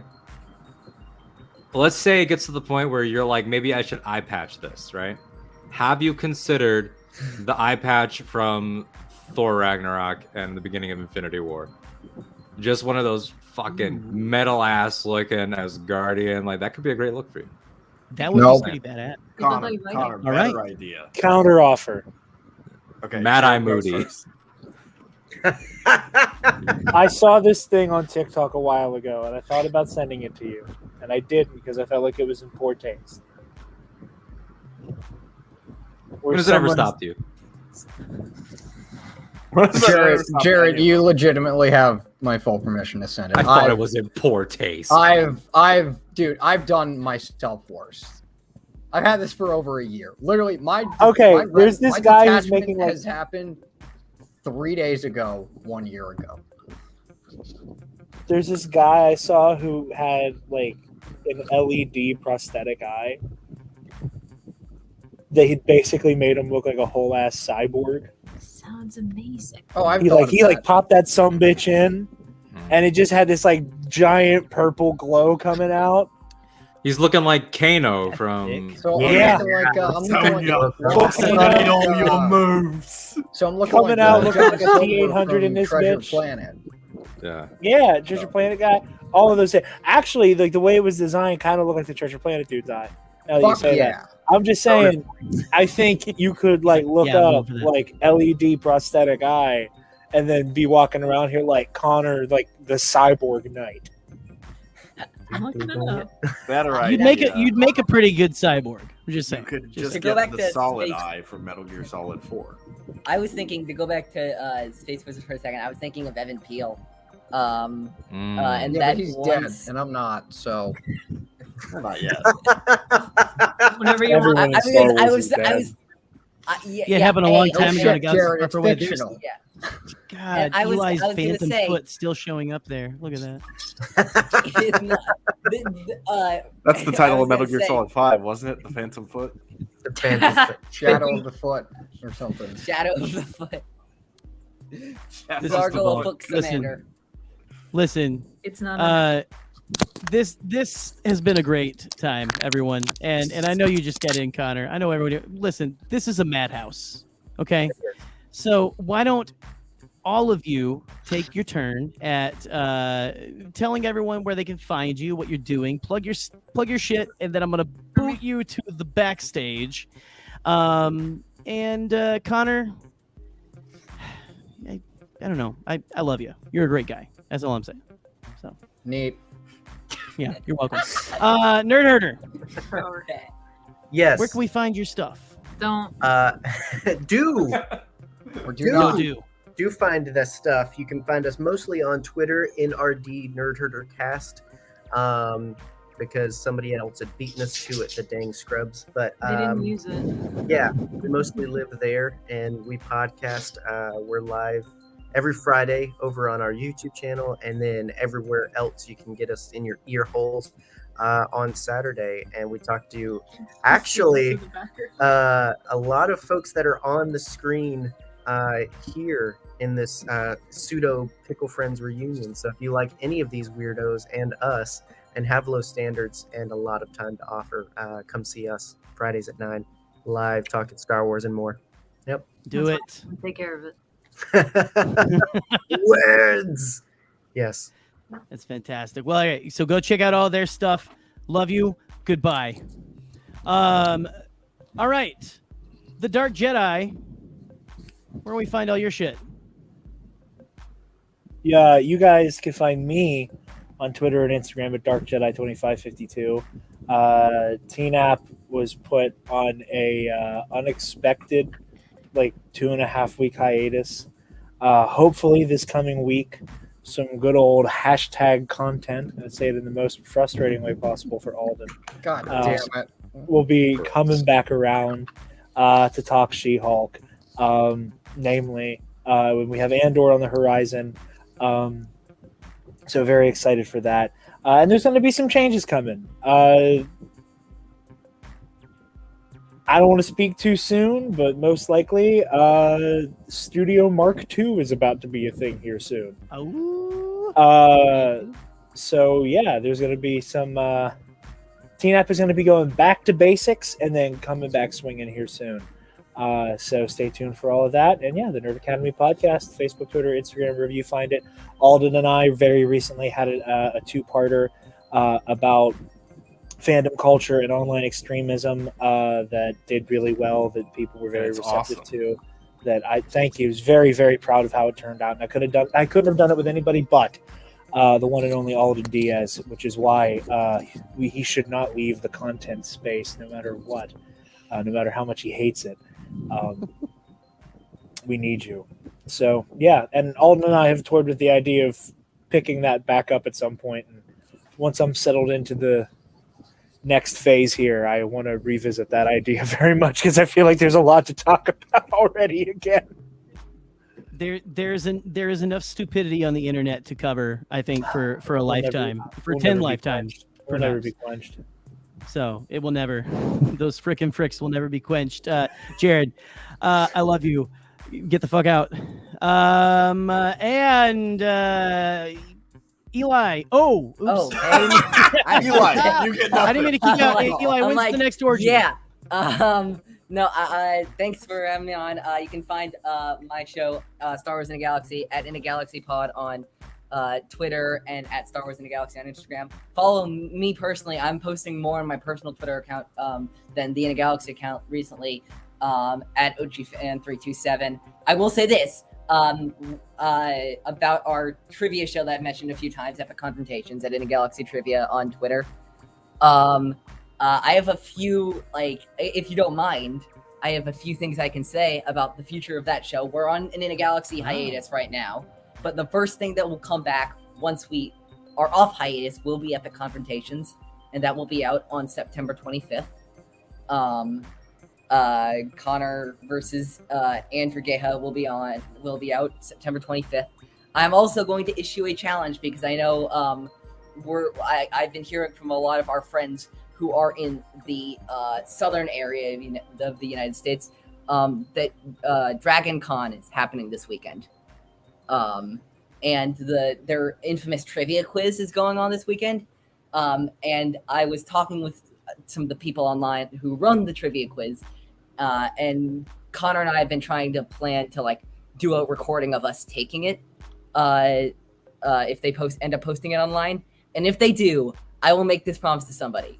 If you show me that you got above a 35 on that DragCon trivia thing, and you have not done an Epic Confrontation, I will schedule a match with you sometime in the next calendar year. That is a promise. That is a promise. When Eli makes a promise, he keeps them. I'm just saying, So that was the thing. But thanks for having me on.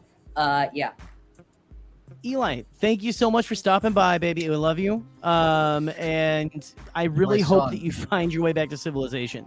Okay. So yeah. Anyway, all right, yeah. Have a good one. Have a good one. Listen. So we'll call 911 or something. Michael, what's your shit? He'll be fine. What's your shit? He'll be okay. My shit is my Twitter account, at Local First Order. You can find me on YouTube, All Remaining Systems. I have just finished my trilogy of short stories, which I have called the Code Trilogy. It started with There Is No Death on the Last Bombadcast creepypasta, succeeded by There Is No Chaos, and ended recently with There Is No Emotion. Also, next week, my new Star Wars RPG series, Ionized Bastards, launches, starring none other than Alden Diaz, Jared the Dark Jedi, Dan Miller, and perhaps some more people to come. Perhaps someone in this stream, perhaps? Mayhaps? Yeah, that's about all I got to plug. Okay. If we can ever get Connor to buy that eye patch, maybe he'll join us. I don't know. That's my one condition for Connor to show up on my channel is that he has to wear an eye patch, and he just hasn't done it yet. So yeah, he's banned from my channel until then. Fair. Yeah. As we call that, the eye patch clause. Yeah. Absolutely. So it's a better clause than most other legal clauses. So wow. I can't blame him there. Tell that's Alden's character. No. Listen, that's some sizzle right there. Okay, here we go. Well, Michael, again, thank you for stopping by, and get the fuck out. Connor. Yes. What's your shit? You can find me Twitter, Depa Banana. I co-host over at the Nerd Academy podcast with my wonderful host, Jared. Get out of town. Specifically, Knights in the Nerd Republic, our Star Wars show. I also co-host at For the Republic, a love letter to Star Wars animation with some other really cool people. We just talk about We're currently going through Clone Wars right now chronologically, and we will finish that in probably 2 years. Epic confrontations. I faced off against Andrew Geha in this month, and when that's done, I'm a question writer now, and so yeah, Quizmaster. have fun with that one. I also write stories at sweditorig.com. None are published yet. I do have one. I have a few in the works, but like the one I can't actually talk about is The Hidden Kyber. It's a story set shortly after Fallen Order that stars Sir Junda and Cal Kestis. Ooh, that's all I got. Okay. That's all I can say at this moment. All right. That's some pretty good sizzle right there, though. I like that. Very nice. Very nice. Okay. Well, Connor, my dear friend, feel free to stay behind the stage, but get the fuck out. I didn't mean to cut him off there. Alden, I don't think that we beat your time for the last time. I'm not sure. But we almost did. But you know what? I'll go another fucking hour. Yeah, it's everyone. I mean, else. now that we've got the riff out, you know, it's on everyone else to. Yeah, I mean, we talked about a lot of stuff. I mean, that was our friends, man. Our friends, they crack me up. They humor me. They are interesting, wonderful human beings. And you know, this conversation, my God, man, like you threw a curveball at me a little bit, but it was a curveball I was ready to receive. Like I was very happy that you started in this sort of like realistic kind of, you know, everyone kind of deals with this shit kind of place, because that's, you know, you need sometimes a cathartic, like, you know, we need those times to just kind of, again, vent, like we've been saying the whole time, you know. I mean, like we get into a bad habit. Yeah, we get into a bad habit, I think, of like glossing everything up and like limiting our personalities to just like Star Wars or just like whatever else that it is. But whatever there's so much more. Yeah, there's so much more going on with everybody. In, you know, the people you like, people you don't like that's the thing, is that, like, and whenever I talk about something or someone or some idea that I don't like, it's like, well, that could be someone's favorite person, it could be somebody's favorite idea, and that's fine. Even if I think they're crazy, that's fine. You know, that's what it is, you know. And that's why I like this show that you have here, you know. Well, I appreciate that. Is it, what full capacity? You're gonna steal my spot? How? Like, with the longest episode? Is that what you're talking about? Oh, many have tried. Many tried, many died, or whatever. I think somebody did technically beat the time, but they're not canon anymore. So right. They're That's legends true. now. That's true. Yeah, not canon. It's well, there are quite a few episodes that are now in the Legends section, which is what I call that they got deleted because of they were deleted for XYZ reasons. Yeah, they were deleted for good reasons. But anyway, again, thank you so much for redoing this. Like, this is a redo. We were going to do this a few weeks back, and I had my little computer mishap. So again, thank you for rolling with the punches, for coming in and delivering like you always do. That's right. And I don't know, you're good at talking. Fuck it, whatever, you know. So yeah, do try. It's probably the only thing I am good at. There you go. See, I listen. It's fine. What a sentence to flub it on.